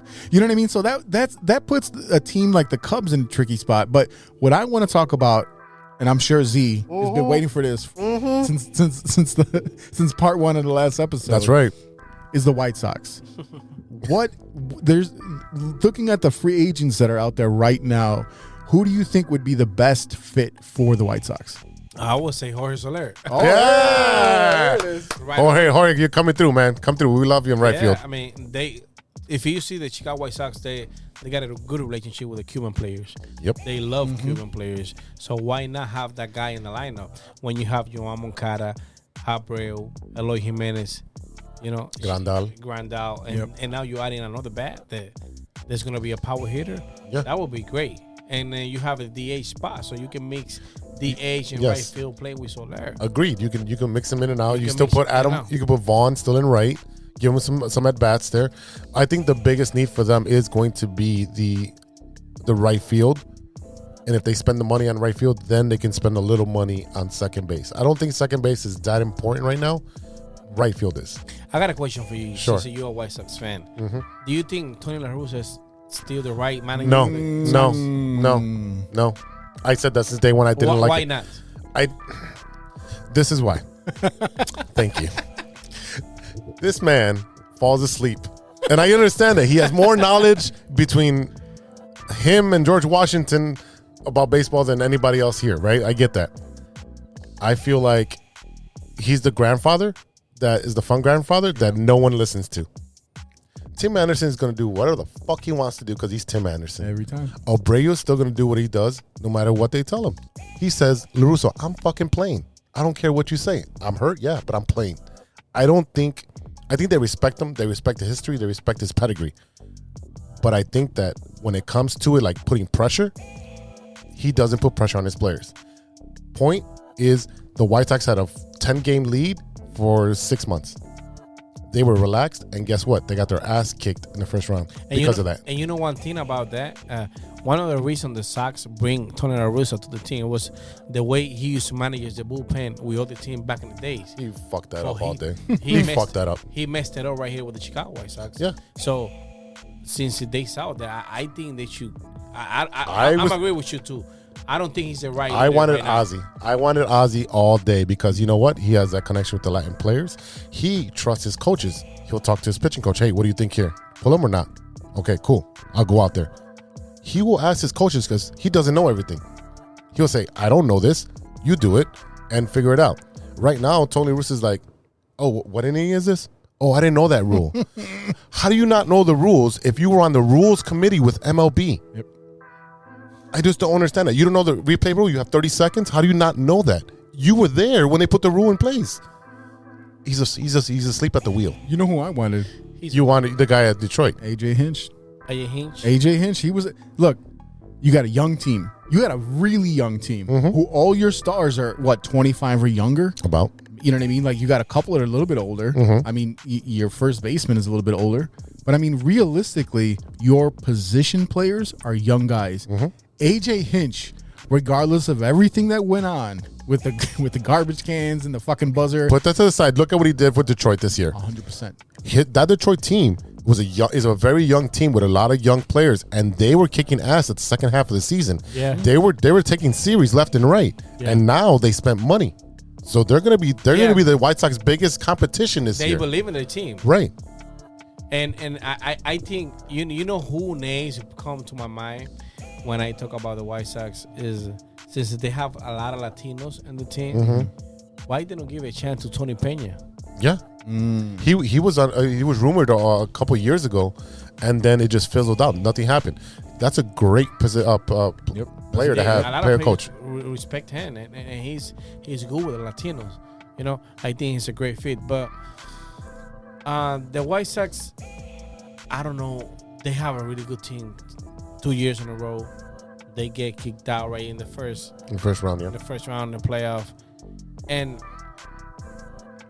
I think they just need, like you say, another manager that, like, que tiene fuego, que tiene sabor. Yeah. Listen to him. Like, you're doing this today. No, you're doing this. Today. I'm benching you. Exactly. You need an authority figure. Yeah. You know, I was gonna ask you something else too. What happened with your Mercedes? Tony La Russa literally broke that kid's confidence. Yep. 100%. Yeah, I believe too. You're like, oh, don't swing the 3-0. I don't give a shit. My job is to hit the ball. Yep. Especially a guy that's trying to. He's trying to make the team. Every day. Right. He just came up from the minor leagues because Eloy and Luba were hurt. So if I'm coming in here, I'm trying to make a name for myself and get my stats up so I can stay here. Because if not, they're gonna send me right back down. Exactly. So if I hit a home run on 3-0, Tatis hit it 2 weeks before that. Tatis did it. And they're like, oh, old school rules. Fuck the rules. Guess what? It's baseball now. Let's make it exciting. Let's do bat flips. Let's fucking have fun. I don't want to sit there and just be quiet at a baseball game. I want to cheer. I want to have fun. I want to see my guys hit home runs. You have a home run, hit him. Let him hit home runs. And another thing is he didn't back his player. Like, why? He threw him under the bus. He threw him under the bus. Why? If it was something that, okay, he missed the sign. That happens. Well, okay, it happens. And only him and you knew that. Right. Why are you going to come now in the conference and says he missed a sign. Mm-hmm. You know, you sending the other team, he throwing a pitch on the right here. Yeah. Look, I don't like Tony La Russa. Point blank. Period. First of all, because he was a fucking Cardinals manager. I mean, let's be honest here. You know what I mean? Like, it ain't got nothing to do with the White Sox. It has more to do with the Cardinals than anything else. But I feel like this was basically your ownership saying, look, me right or wrong, I fucked up. I'm sorry. I'm gonna give you this chance. One last chance for romance. We're both 157 years old. We might not make 158. You know what I mean? Like, here is a not good young team that should win. Should. Yes. Let's see what you can do. It was a wrong move, in my opinion. Agreed. You know what I mean? Because I think if this is, I think we can all agree that this was 100% a Jerry Reinsdorf move, and not a Rick Hahn move, and not a Michael Reinsdorf move. How do you undercut your GM? I promise you that Michael Reinsdorf would not have made that move. No. Rick Hahn would not have made that move. No. When we look at the moves that Rick Hahn has made, this is not a Rick Hahn move. No. This is Jerry Reinsdorf all the way, trying to make up for feeling stupid as fuck for letting Hawk fire him way back when. Or letting Hawk be the GM. Which was stupid in the first place. Agreed. So, like, again, you undercut your GM. You saw the press conference. Yep. He was like, yeah, we're going with Tony La Russa. Okay, moving on. I guess. Yeah, and he had nothing to say because he can't talk shit about the ownership. He had zero confidence. He was just like, guys, I guess. Here you go. Yeah. I guess this is what you're going to eat. It's Spam. Yeah. All right, here we go. I mean, there's no way that was a great move. All right, so I'm going to give you 5 names. Sure. Outfielders. Yep. That are free agents, like straight up free agents. And I want you to tell me which one of these you would most like to have for the White Sox. Okay. Chris Bryant. Okay. Nick Castellanos. Michael Conforto. Okay. Odubel Herrera. And Jack Peterson. All 28 or 29 years old, and all can play right field for you. First pick would be Nick Castellanos. Okay. Right after that would be KB. And then that would be Schwarber. And then Schwarber? Okay. Because Schwarber could be DH, obviously. But having KB, he can play third, he can play first, he can play anywhere in the outfield. I like that. Yeah, and then he doesn't have to be the man because there's so many good guys on that team that I think his numbers will be protected because he can be behind or in front of Abreu, behind or in front of Lubob, behind him. I mean, you can put him anywhere in the lineup, and he's going to hit 280. Now, you also have about the same age, Soler, and you have Eddie Rosario. Rosario's 30, Soler's 29. So these are all right there. You know what I mean? Like, I feel like Castellanos might be a good fit. It's just going to cost too much. Yeah. I mean, he's going to cost a lot of money. I think that all those, it's not because it's my friend, but all the guys that you mentioned, the only 2 guys can fix that for cheaper is Soler and Schwarber. And between Schwarber and Soler, you prefer it. Soler, because he can play. Yeah, he can actually play outfield. Play outfield, yeah. Yeah. So, Nick Castellanos is going to be a lot. He's going to be the most expensive. Him and KB are going to be the most expensive out of that group. Right now, I have no idea where KB is going to go. I have none. I thought he was going to stay with San Francisco because they loved him there. And he played well. He played well. I think that's probably he played well there. Because he's a West Coast guy. Yes. So I mean, Vegas doesn't have a team yet, but that's pretty close. Yeah, I mean, I think that might be the best fit for him, just because of how he got along with that team. They relied on him quite a bit, and he did boost them up to go there. And you got to remember how competitive that division is with what the Dodgers are doing. Right. Now they lost Seager. You know what I mean? But they're always going to be a competitive team. The Dodgers always plug and play, man. That's the thing, is that I think that's when the Cubs were going through everything with 2016. I think that's kind of the model that they were trying to follow, seeing that the Dodgers and the Cardinals have sustained success. Yeah. Right? Right. So you're trying to follow that model. I'm trying to plug in the next, I'll let this guy go, let him go get his money, and I'm going to pull up the next guy from the minors, and that's where the Cubs differ, and they haven't recovered yet. When you see the same thing happen with the Red Sox, where they built it up, they made their trades, they won the World Series, they went down again, then they were able to recover, and they were able to win another World Series that way. I don't know if the Cubs can do that because they're the fucking Cubs. So, what I know we need a pitcher, and I know some of these big name pitchers have been signed, but like, would you bring back Carlos Rodon? Yeah, sure. He's a good left-hander pitcher. I mean, he can do damage in the lineup, and he can learn to a lot of stuff. I think he would be. Why not? And he already been there. So. Yeah, and the thing is that when you look down the list, there's not a ton of guys that are available at all. Not young guys at least. No, not young guys. No, because Clayton Kershaw, I don't think he's going to be a good fit for us at all. He's also 33. You know, 34. Yeah. One player that you might want to look at is Carlos Martinez from the Cardinals. He's a free agent. He is. See, he's only 30 years old. You know what I mean? You can sign. You don't have to sign him. Yeah, I would have beat the Cubs, and I'll bring this guy to my rotation. Because I mean, look, I'm gonna 30. Yeah. I'm looking down the list here. You got like, who is this? Chris Archer at 33. Arrieta, he's done. Trevor Cahill, Johnny Cueto, Zach Davies, Danny Duffy. Like, you got Mike Fiers out there, but he's 36. No, there's a lot of old guys. There's a lot of old guys. You know, how old is Danny Duffy? Danny Duffy is 32, so he's not like super old, but I mean, you know what I mean? Like, he's a guy that you can give him a couple-year contract and see what he does. What about Jose Urena? I mean, you tell me. I think he's a young guy that can fit into the back of the rotation. And he got that fire, though. Yeah. I mean, there's a lot of young guys but I still would go to Carlos and be like, hey, we do want you back. The problem is that you gave a 1-year prove-it deal, and he proved it. What about giving Quintana another chance? Quintana is over there in Pittsburgh. Quintana's a free agent right now. Is he? Quintana? What am I looking at? Oh. 32. He's only 32. Okay, he was with the Giants last year. I forgot that he was even in the Yeah, he wasn't in the majors for a little bit. Yeah. I don't know, man. Look, Matt Harvey's only 32.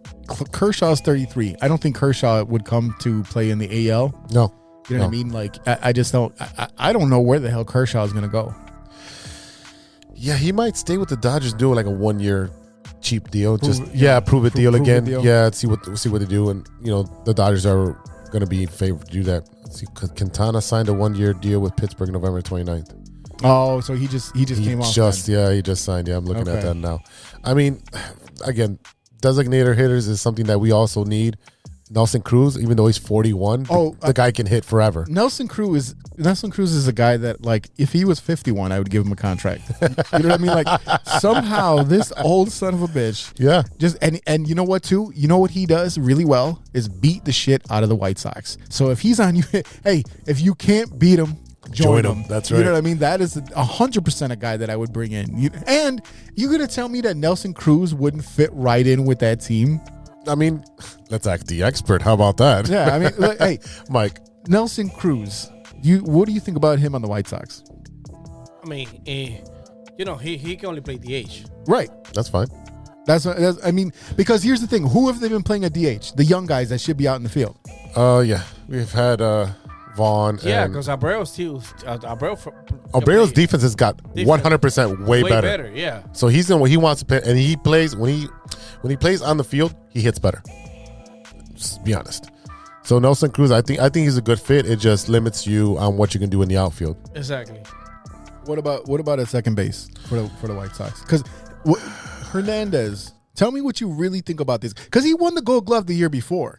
Yeah, and he was doing well with Cleveland. It just him and Kimbrel came over and they just didn't do well. Yeah. Kimbrel's a different situation because he was put in a position that he doesn't really play because he's a closer and not a setup man. I told you that before. Yeah, and Hernandez, which I think the Tony La Russa messed up again because he should have switched it up. Yeah. And put Kimbrel to close the games. Yeah, he's the older statement. He's got more time. He's closed way better. His ERA was .46 or something at that point. Yeah. You go with a better closer. And then, use your closer 2 days in a row. Okay, put Hendricks in there. That's all you got to do. And that's the thing with Liam Hendriks. He's the type of player. He has the type of mentality and attitude where if you go back early in his career, look at what he came to now. You listen to him. He's like, I'm happy that I fucking made it. Like I will do what he was a failed starter. He was a failed starter. Yeah. Right. You know what I mean? And also the fun of him is that no matter where he's at, he has a kangaroo in there. Stupid. All right, to get back to your thing, I mean, second baseman, there's not really a lot of it out there. No. They're all old or players that I don't want. Joe Panic? No. Jonathan VR? You know what I mean? Like that. Maybe Marwin? I don't know. Marwin had a bad year. I don't know. I mean, at this point, we have Jonathan Villar did it good with the Mets. Yeah, this year. Yeah. He know how to play good defense, and he's 30 years old. So, like I said, this is not a very old guy, and you know, it's such an important position, and you got to get someone that's gonna because without Madrigal, you have no idea what's going on in the middle of the infield. What happened with Larry Garcia? Why he signed? He signed for 3 years. He re-signed. 3 years, $16 million. Why the Sox keep giving him? Trying to play him everywhere and just not giving him second base. You sure for why the Sox don't do it? So why they're not making him an everyday player? Yeah, I don't think he's an everyday player. If you look at him for a long periods of time, when he's in the line for more than like 3 or 4 days, his average starts to dip, and that's the thing. His defense is going to be there no matter what. Can they afford that? Actually, they could, but they want a better name, and they feel like he's the Swiss Army knife that. When someone goes out, he can play there. Yeah. And that's the role they gave him, and they don't want to get him out of that role. That's the problem. So we have no idea what's going to happen with that second base. No. Okay. What about your bullpen? Because they made a very strong move with Kendall Graveman. Yep. And I think that's your setup man right there. He's only 30. You got a guy that you can lean on for a couple years. You didn't pay him a shit ton. And you still have moves to make. And when you look, you look at who's in that bullpen now, and they have a lot of guys. They have a couple of guys. We lost Tepera. I'm mad about that. That's a guy that I really love. That guy. I love Tepera on our team. He was really good for us. But the to me, the scary thing about the bullpen is the fact that you have a couple of guys in that bullpen who should be starters, who are going to be starters.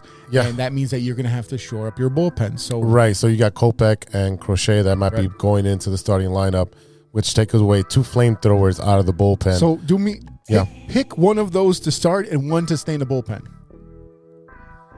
Fuck. Yeah. White Sox. Where's Tepera at right now? Did he sign somewhere else? I don't think so. Let me see. He's still a free agent, though? I think he might still be a free agent, but he should get a lot of money because he's really good. Let's see. Where's my thing at? That's catchers.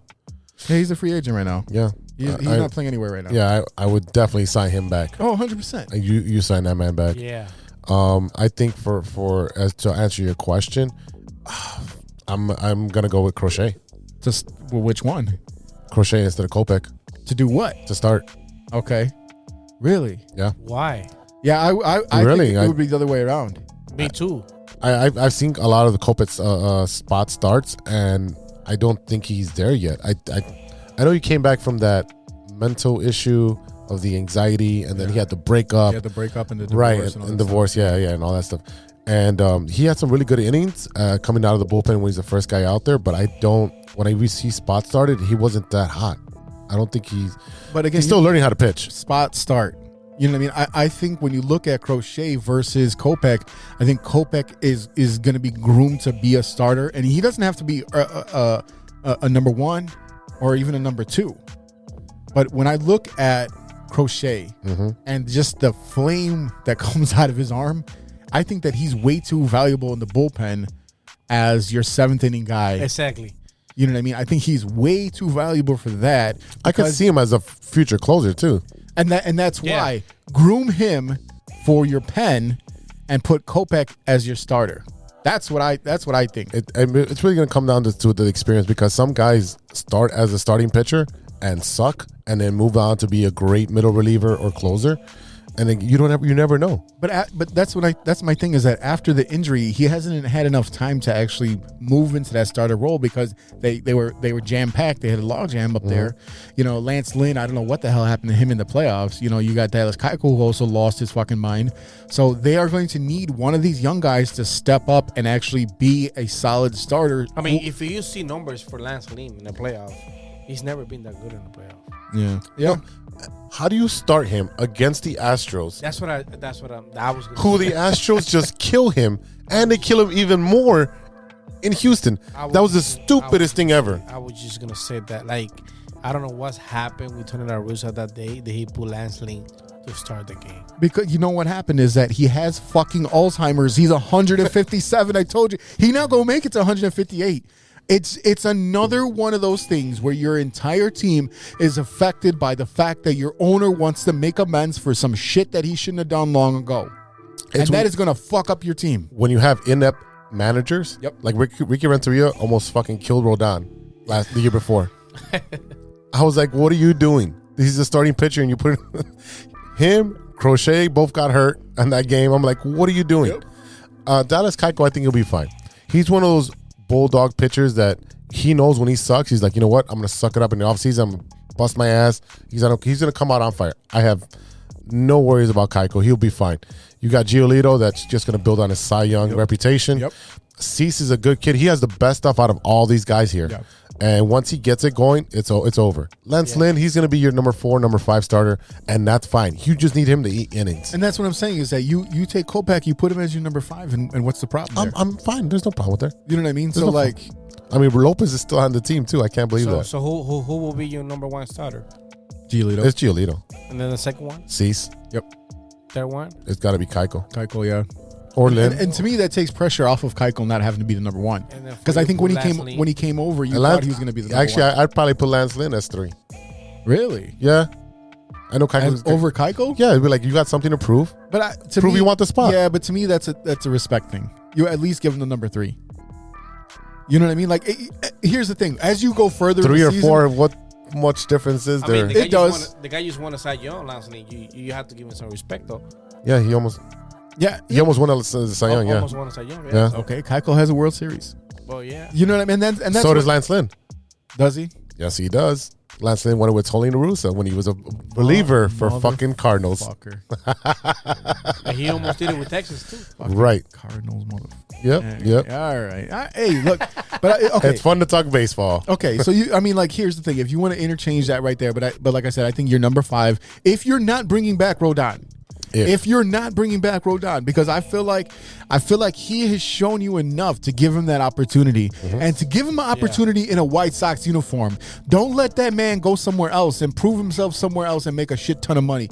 This is your guy who you decided wasn't good enough at the beginning of the season. Yeah, you have to make him compete with Lopez. Right. Came back, and that's another fucking guy. Oh, he pitched well. I know. He pitched well coming from the fucking Schaumburg site.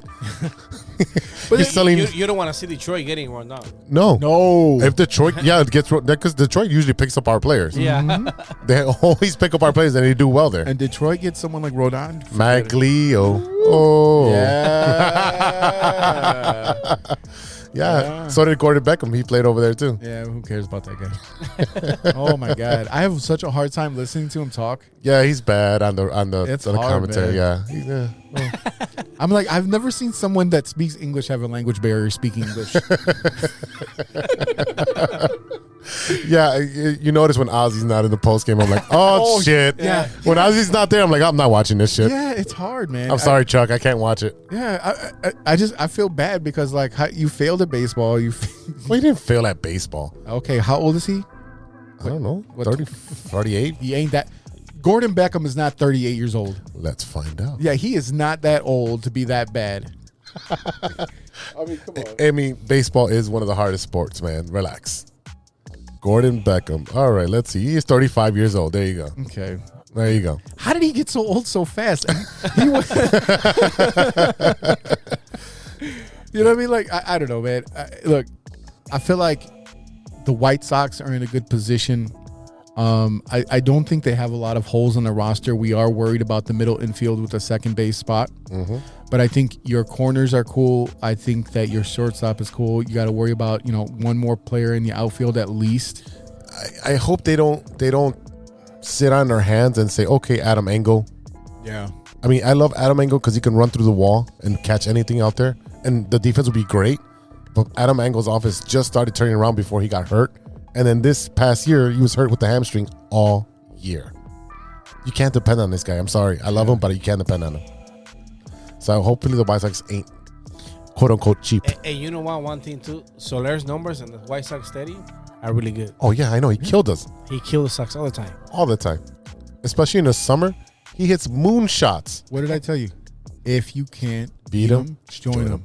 So, I mean, realistically, and I mean, I know that's your boy, but I mean, yes, this should be the guy that they go after. Yeah. You know what I mean? Like that'd be perfect with the Sox. I mean, it won't break the bank. He's a power hitter. You can mix and match with the DH in the outfield. He knows Chicago. Yes, he does. Yeah. You know what I mean? Like if you look come back home. All of go up and down the list, I think. And he's Cuban. And yeah, bro. Everybody gonna love him right there. And we have great Cuban restaurants here. Yeah, let's go eat. So I mean, I think we look at that. I think that should be the number one target, definitely, for the White Sox.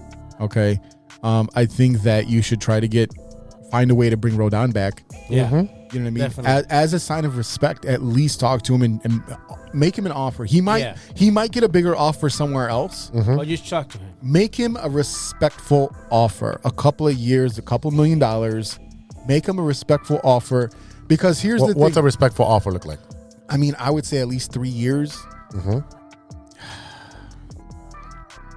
45, 50. I was thinking the exact same thing. Yeah. 45, 50. I was going to say 3 years, 45 with a ton of incentives. Yeah. Because he always gets hurt. Yeah. So I'd be like, if you make it to the full year, you get this incentive. You get an all-star game, you get this incentive. Yeah. You get the Cy Young. We'll give you a huge incentive. Yeah. You incentivize these players to do well. Especially, like I said, a guy like that.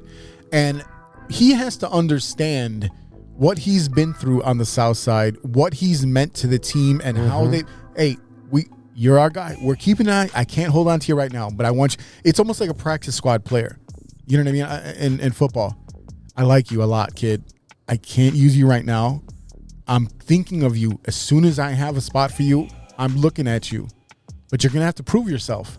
And I think last year what he did is he proved himself enough to earn that kind of contract. And I think just out of pure respect, you have that conversation with him. You make an offer like that to his management, and you see what you can do with that. Because I think just the way we think about the White Sox, yes, we know that the Cubs are more popular, but the White Sox are like that small town team that plays in a big city, right?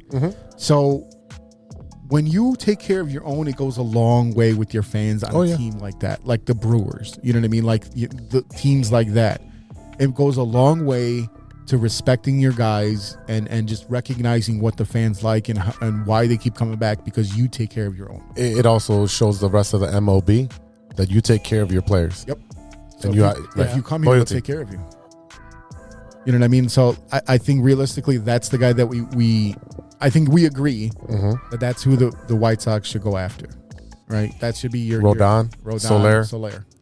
I mean, if you can get Castellanos, great, but I think he's out of the price range of the White Sox. But I mean, like, if you have Soler, do you need him? No. That's what I'm saying. No. So those are guys. I mean, if you get Nelson Cruz in that package too for DH, ooh, Charlie. Yeah. I mean, I think they should look at other starters, but I just don't think there's a lot out there right now. And I think you built on something good. Again, my biggest qualm about the White Sox is going to be their fucking manager. I don't understand it. And if they don't make a big push and at least make it to the second round of the playoffs this upcoming season, it's a failed season. Because of what you have. He needs to go. Yeah, he does. I don't understand why they re-signed him. I don't either. I don't understand it. You had a manager that literally did not put... How many years they give him? One more and they bring Ozzy back. Yeah. The fucking Ozzy. All right. You don't like Ozzy? I mean, I'm weird about retreads. You know what I mean? Like, I'm sure that White Sox fans would love it, but I think he's a different manager now than he was in 2005. I think he's learned so much from stepping and watching the game. This is my thing. Why doesn't he have a job in baseball right now? Because he's blackballed. Because he talked too much. He's mouse. He's blackballed. You know what I mean? He's there's a reason why he's not in the bigs right now. He's punished for what he'd said with when he was in Miami. How long ago was that? 2008, 2009. Okay. Yeah. That's a long fucking time ago, man. You talking about what, 11, 12, 13 years ago? Yeah, he's a different dude now. He's a different dude, but the thing is, he's still talking too much. Yeah. Oh yeah, he'll never shut up. I ain't mad at that. Nah, it's good content. Yeah, but MLB don't like that though. No, they don't. No. They don't. All right, before we get out of here, Mike, I got a question for you, and I don't know how deep you can get into this. Oh boy. But this is one of them things that I love to ask people that are around players in the clubhouse. What is the craziest story that you can tell us that you've either seen or experienced in an MLB clubhouse? Well, one thing that I saw one time was Chris Bryant. When he got called up to the big league, he came to the clubhouse, right? And the first day that he got to the clubhouse, he was, everybody was waiting for the time to get a massage in the room. Mm-hmm. And he walked in right on the room, puts himself on the table. He said, I need a massage. And he was there for like 3 hours. Oh. Inside the room. And player was like, what the hell's going on? This kid just got called up today. Mm-hmm. He's in the massage room for 3 hours. Uh-huh. So everybody was like, no, this is not happening. Come on. This is not happening. This is not happening. He just got called up and he think he's the shit. Uh-huh. So they were kind of mad about that. So I was like, well, that's kind of weird because usually when you got called up for the big league, you're always trying to get cool with everybody out. Right. He walked into the massage room and stepped in there for 3 hours. Wow. That's a... I've never had a 3-hour massage. No, I've never had a 3-hour anything. I don't know what the hell he was doing there, but he was there for 3 hours. That masseuse earned their money. Yeah, yeah, she did, or he did. Hey. Yeah, I mean, we had a very interesting story with Zambrano talking about Greg Maddux. Now, I'm still waiting for the one that can top that. So I think that'll be somewhere in the future. If we talk to more players, might get some weird stories out of that. But look, it's been an absolute pleasure to have you on the show. Why don't you tell our fans where they can find you on TV and on your social media? Sure, man. Thank you guys for having me. I have a great time, man. I told you guys I was going to come on here for 30 minutes. We've been here for a long time. Right. But I enjoy. I love it. I love to talk about baseball all the time, and especially with you guys, good people that know about everything you guys talking about. And, people can find myself on Instagram, Mike Deportes, and Instagram and Twitters. Mike Deportes as well. So everything you guys want to find out about sport, you just go out there and check me out. That's right. We'll put that into the little write up when we do the episode. So you can find out there. You can click on it there. Thank you, Mike, for joining us. You've been an awesome player. Awesome guest. Awesome guest. Sorry. Like, wow. He was an awesome player. Awesome guest. Thank you for showing up and giving us your time. We really appreciate it. Thank you so much. Absolutely. Thanks for your stories, bro. Thank you, guys.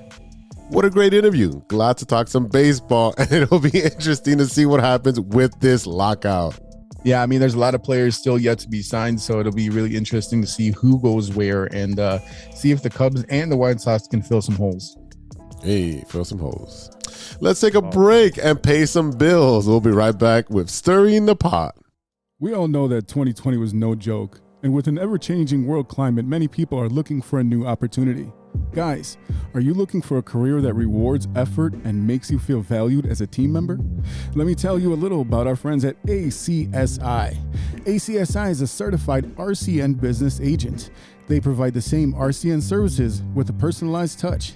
Their sales and technician teams work hand in hand, ensuring your experience will be smooth and pleasant. Gone are the days of being transferred from one person to the next. At ACSI, they handle everything from start to finish. It's never been so easy to get internet service. ACSI is a growing Chicagoland company that encourages personal growth and rewards perseverance. As they expand, they're looking for passionate, responsible, and honest professionals to join their team. A career with ACSI means you will be part of a hardworking, flexible, and dynamic team that is a leader in the installation of cable and internet services in the Chicagoland area. Best of all, ACSI was awarded Hacia's 2020 Contractor of the Year Award. Are you ready to grow with a local Chicago company on the rise? Check out acsi.tech and click on careers to get started. That's acsi.tech and click on careers. Welcome back to the True Chicago Sports Fans Podcast with E-Rock and Big Z. Yeah. All right, brother. It's that time again. Uh-oh. You know what time it is. Oh, boy. It's time for Stirring the Pot. Oh, what do you got for us, E? All right, man. So this is one, and I really want to hear from the fans on this one. This is one that I've seen a lot of people talk about in the past. Like I said, we got Christmas coming up, and I know you don't have kids, but one of the things that is really hot right now for the kids to go along with Santa Claus is the elf on the shelf. So let me ask you a question. What do you, first of all, tell me, what do you know about Elf on the Shelf? I know that the parents, what they do is they maneuver this elf and put him in funny situations, and it's done like every morning before the kid wakes up, whether it can be, you know, I don't know. I've seen him on the shelf. I've seen him on Christmas trees. I've seen him, you know, I've seen a bunch of chicken bones with a little hat on it. And Santa said, thanks for the meal. So, and I've also seen Snoop on the stoop. So I don't know. What do you say? What do you want to do? So since you don't know shit about Elf on the Shelf, let me explain it to you. So essentially, the idea of Elf on the Shelf is that much like organized religion, there's someone in your house that is watching over you to make sure that you're a good person, and then if you're not, then they report back to Santa Claus. So it's just basic scare tactics, which I am all for because these kids are assholes and they deserve it. But yeah, I mean, like that's the whole idea. So let me ask you a question. You know, you just talked a little bit earlier about your niece's quinceañera. So you have some experience with, you know, a child being younger and believing in Santa Claus and things like that. Mm-hmm. What if you had a kid? Now I know you don't, as far as you know, don't have any children. Knock on wood. One of the things, one of the things that people do talk about is the fact that they don't do a whole Santa Claus thing. They don't tell their kids about Santa Claus, and there is a whole reason behind it. But if you had kids, would you involve Santa Claus in your Christmas celebration? Of course I would. Of course I would. I mean, it's giving a child hope that there's something good out there. Why not? It's a positive thing. You know, you want to know why not? Why not? Because why does this fat fuck get credit for my hard work and my fucking buying the gifts and my fucking moving that elf all the fucking time to make sure that you're surprised and make sure, you know, that's why I this is gonna be real controversial. So hold your ears if you're sensitive. But to me, I think of Santa Claus as Jesus for kids. You know what I mean? It's basically like, hey, somebody's watching, you better not be a dick. Like that's the whole thing. And that's the whole thing with Elf on the Shelf. And don't get me wrong, we do it because, you know, we're normal people. We're fucking Americans, god damn it. But but you know, I mean, like the whole concept is kind of strange. It's interesting. But yeah, I mean, like my oldest daughter is at that stage where she's kind of like, yeah, I know you're full of shit. And she figured it out. But I told her, I says, it is your obligation, it's your duty to help your younger sister believe and understand what this is. And I mean, you know, I think it's just like anything else where we do it because of tradition. But I'm not against the whole, like, do you believe in Santa thing? But I do understand when other people are like, no, I'm not telling you shit about Santa. I'm not giving this guy credit. Hey, your gifts come from mom and dad because we worked hard all year and you were good. Otherwise, you know, if you weren't good, you don't get shit. That's how that works. So I see it both ways. Like I said, I do it the traditional way, but I understand why people would say, nah, fuck that guy. Yeah, a little hateful there. I mean, I would say that, you know, do you do it for a certain amount of years? I would say, up to like maybe 5 or 6 until they can realize different things. At that point where they can, formulate their own thoughts and they have friends and they have the conversations where they might find out that, Santa Claus isn't real. That's fine. That's fine, dandy. But you know what? 5 or 6? Yeah, 5 or 6. 5 or 6, dude. The 5 or 6-year-old just barely learn how to wipe their ass. You think they're gonna stop believing in Santa Claus that early? Like, kids believe in Santa Claus up until they're almost 10. Yeah, you don't have kids. I got kids. No, man, I get it. I get it. I'm not against it. That's why I'm not against it. If you want to do that with your kids, that's great. If the longer you can keep the hoax, keep it going. Some people believe it. Yeah, it's a hoax, obviously, right? Because we know there's no Santa. So, whoops. Oh, really? Whoops. Really? Is that Whoa, true? Spoiler alert. True? Spoiler alert. Time for the announcement. Okay, people, tomorrow morning, 10 a.m., Santa's coming to town. Santa! My God! Santa here? I know him. I mean, some people know him. All right. So now that I spoiled the fun and let everyone know that yes, I actually watched Elf. That was my movie of choice this week, aside from playing the Nintendo, the Super Nintendo, and a little bit of Xbox. Let me ask you, sir, what you looking at? What have you been watching that isn't sports? Oh man, I got a really good one for you. It is on Apple TV. It is Acapulco. So far, there's only one season. It's got Eugenio Derbez. If you have ever seen anything funny on Univision or the last 10, 15 years of funny movies where you have the token Latin guy, he's the guy. You have a bunch of young actors like Camila Perez, Enrique Erazan, Jessica Collins. Well, she's a little older. Rafael Alejandro. So pretty much what it takes place is Eugenio Derbez is a multi-billionaire. And he's telling his grandson or his nephew, the stories of him growing up.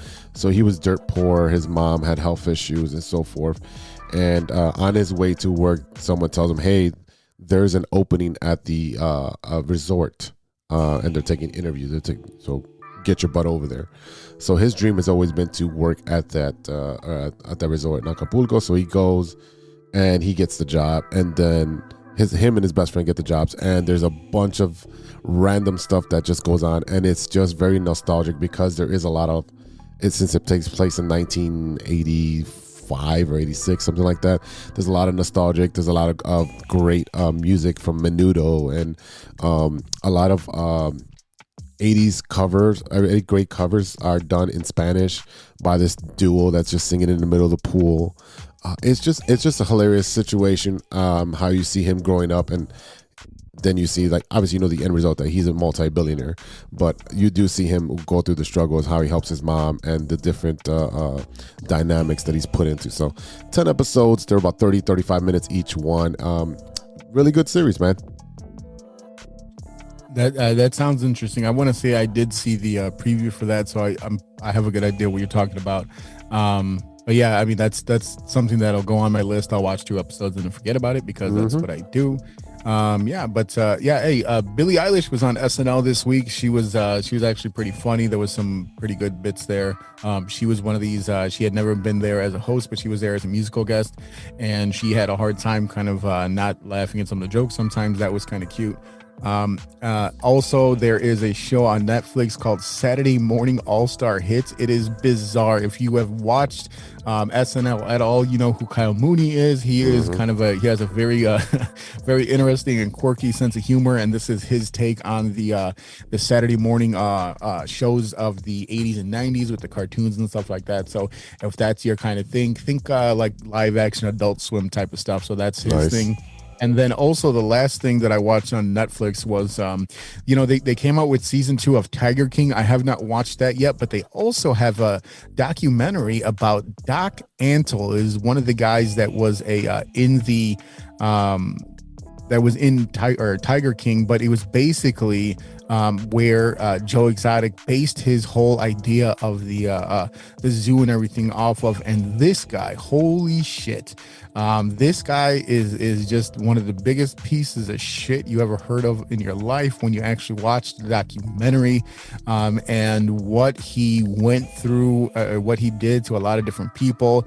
I really don't want to spoil it because I don't want to kind of sway your opinion, but I mean, this guy was insane. I mean, just what he did with animals, what he did with people, the way he treated women, this whole thing, it was really bizarre. And I just kind of put it on a whim because I was like, well, what's on TV? And I clicked on it. So I did not go looking for this thing, but it definitely found me. And yeah, man, if you want to see some more, another whole layer to the whole Joe Exotic and Tiger King story, check that out on Netflix. I'm going to say it's like 3 episodes, and it's definitely out there.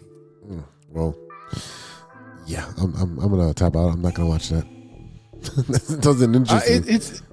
I just didn't. I didn't see the first season of the whole Joe Exotic thing. And you didn't watch Tiger King? No. Man, look, I'll tell you what. I was with you 100%. A lot of people were talking about it, and I was like, "What the fuck?" When I watched it, it blows your mind how like you're like, "Oh, it's just no."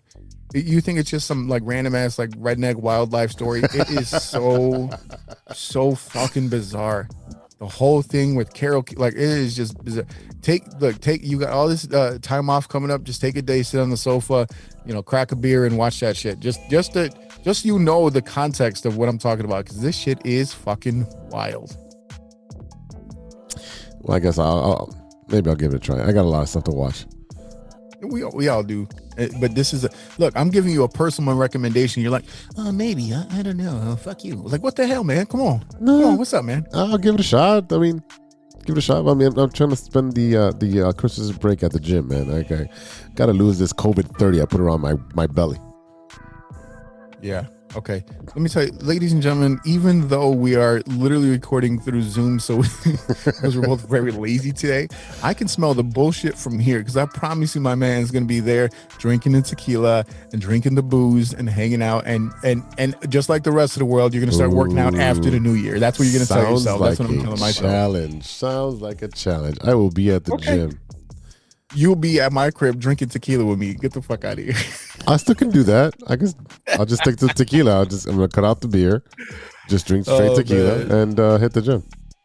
Yeah. All right. So sounds like we got some big plans for next week, but that is it for today, ladies and gentlemen. Thank you so much for listening. A big thank you to our sponsors, 606 Media, True Chicago Sports Fans, ACSI, and Grit Clothing Company.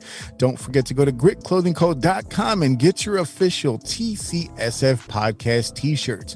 Search for keyword True Chicago and use our promo code TrueFan15 to check out for 15% off of your entire order. That is TrueFan15. Get those orders in right now, in time for Christmas. And don't forget to visit our new friends over at ACSI.tech and check out their career section to start an exciting new career in the communications industry. Go to ACSI.tech and click on careers to apply today. And we have it in the works where we're going to have the owner of ACSI over on our next episode to talk about the show and what he's been up to. So don't forget to check that out. And like I said, ACSI.tech for an exciting new career. Shout out to today's guest, Mike Rodriguez, aka Mike Deportes. And don't forget to follow my IG and Twitter. You can find him at Mike Deportes, MikeDeportes. Go check him out. Shout out to our friends at the Some of This and Some of That podcast. New episodes available on all major platforms. Coach Mo and Justice talk about all types of topics, relationship issues, sports, movies, all that good shit. Go and check them out. And don't forget to check out the Shy Native Radio podcast, now available on all major platforms. Mike Logic, Ideal, and Throw MC talk about sports, movies, and all types of ill shit. And do not sleep, ladies and gentlemen. Mike Logic's new album, as I was saying, is now available. Check out mikelogic.bandcamp.com to get your copy right now. The brand new music video for his new single, So Low, is now available to watch on YouTube. mikelogic.bandcamp.com, MICLOGIK, Mike Logic with the K Go and check out the brand new album and go get yourself a copy. You can also listen on all streaming platforms, but you want that physical copy, and be like us. We like it. It's fun. It's good.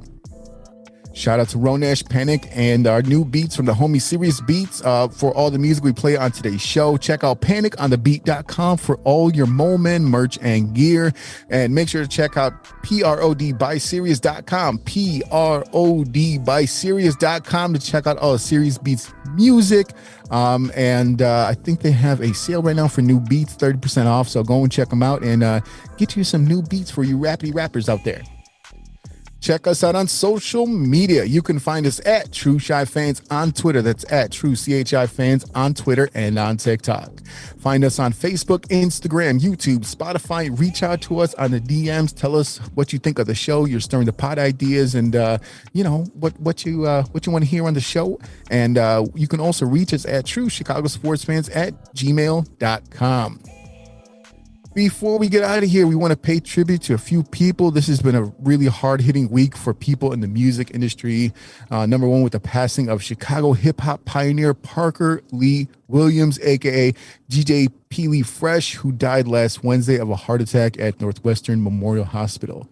He started out as a founder of the Chicago crew of graffiti artists known as the X-Men. He also admired old-school beats and hip-hop artists, working with Grandmaster Caz, Grandmaster Melly Mel, and Chuck D. He will be sorely missed. He sure would. We'd also like to mention the passing of Anne Rice. She was the author of Interview with a Vampire. She passed at the age of 80. We also had Michael Naismith of the Monkees, also passed away at the age of 78. Carmen Salinas, beloved Mexican actress and politician, she passed at 82. If you don't remember Carmen Salinas, she was in Man on Fire. And then last but not least, mariachi legend Vicente Chente Fernandez passed this past weekend at the age of 81 after being on a respirator for a long time after a fall in August. Fernandez was known as the Ídolo of Mexico, or the Mexican Idol. Was born and raised in Guadalajara, Jalisco, where he began his career as a musician and a street performer. Signed to Mexico CBS Records in 1966, he soon began his decades-long career in both music and acting. In 1971, he released his first film, Tacos al Carbón, but also starred in films such as La Ley del Monte y Por Tu Maldito Amor. His films were always laced with his mariachi songs and covers of old rancheras by artists such as Jose Alfredo Jimenez and Javier Solís.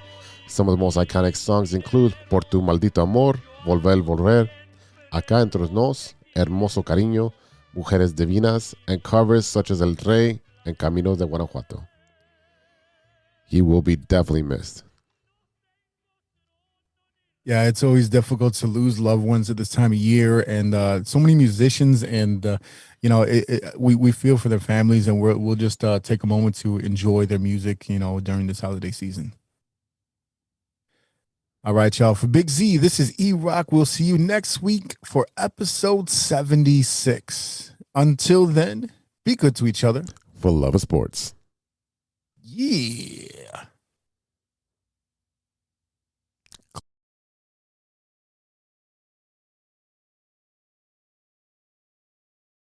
A few moments later. You have a lot of incest. That's real. Shut your mouth, lover boy. Nature versus nurture, Lodge. Nature always wins. I think he's on steroids. Hasta luego, amigos. Show's over, show's over, show's over.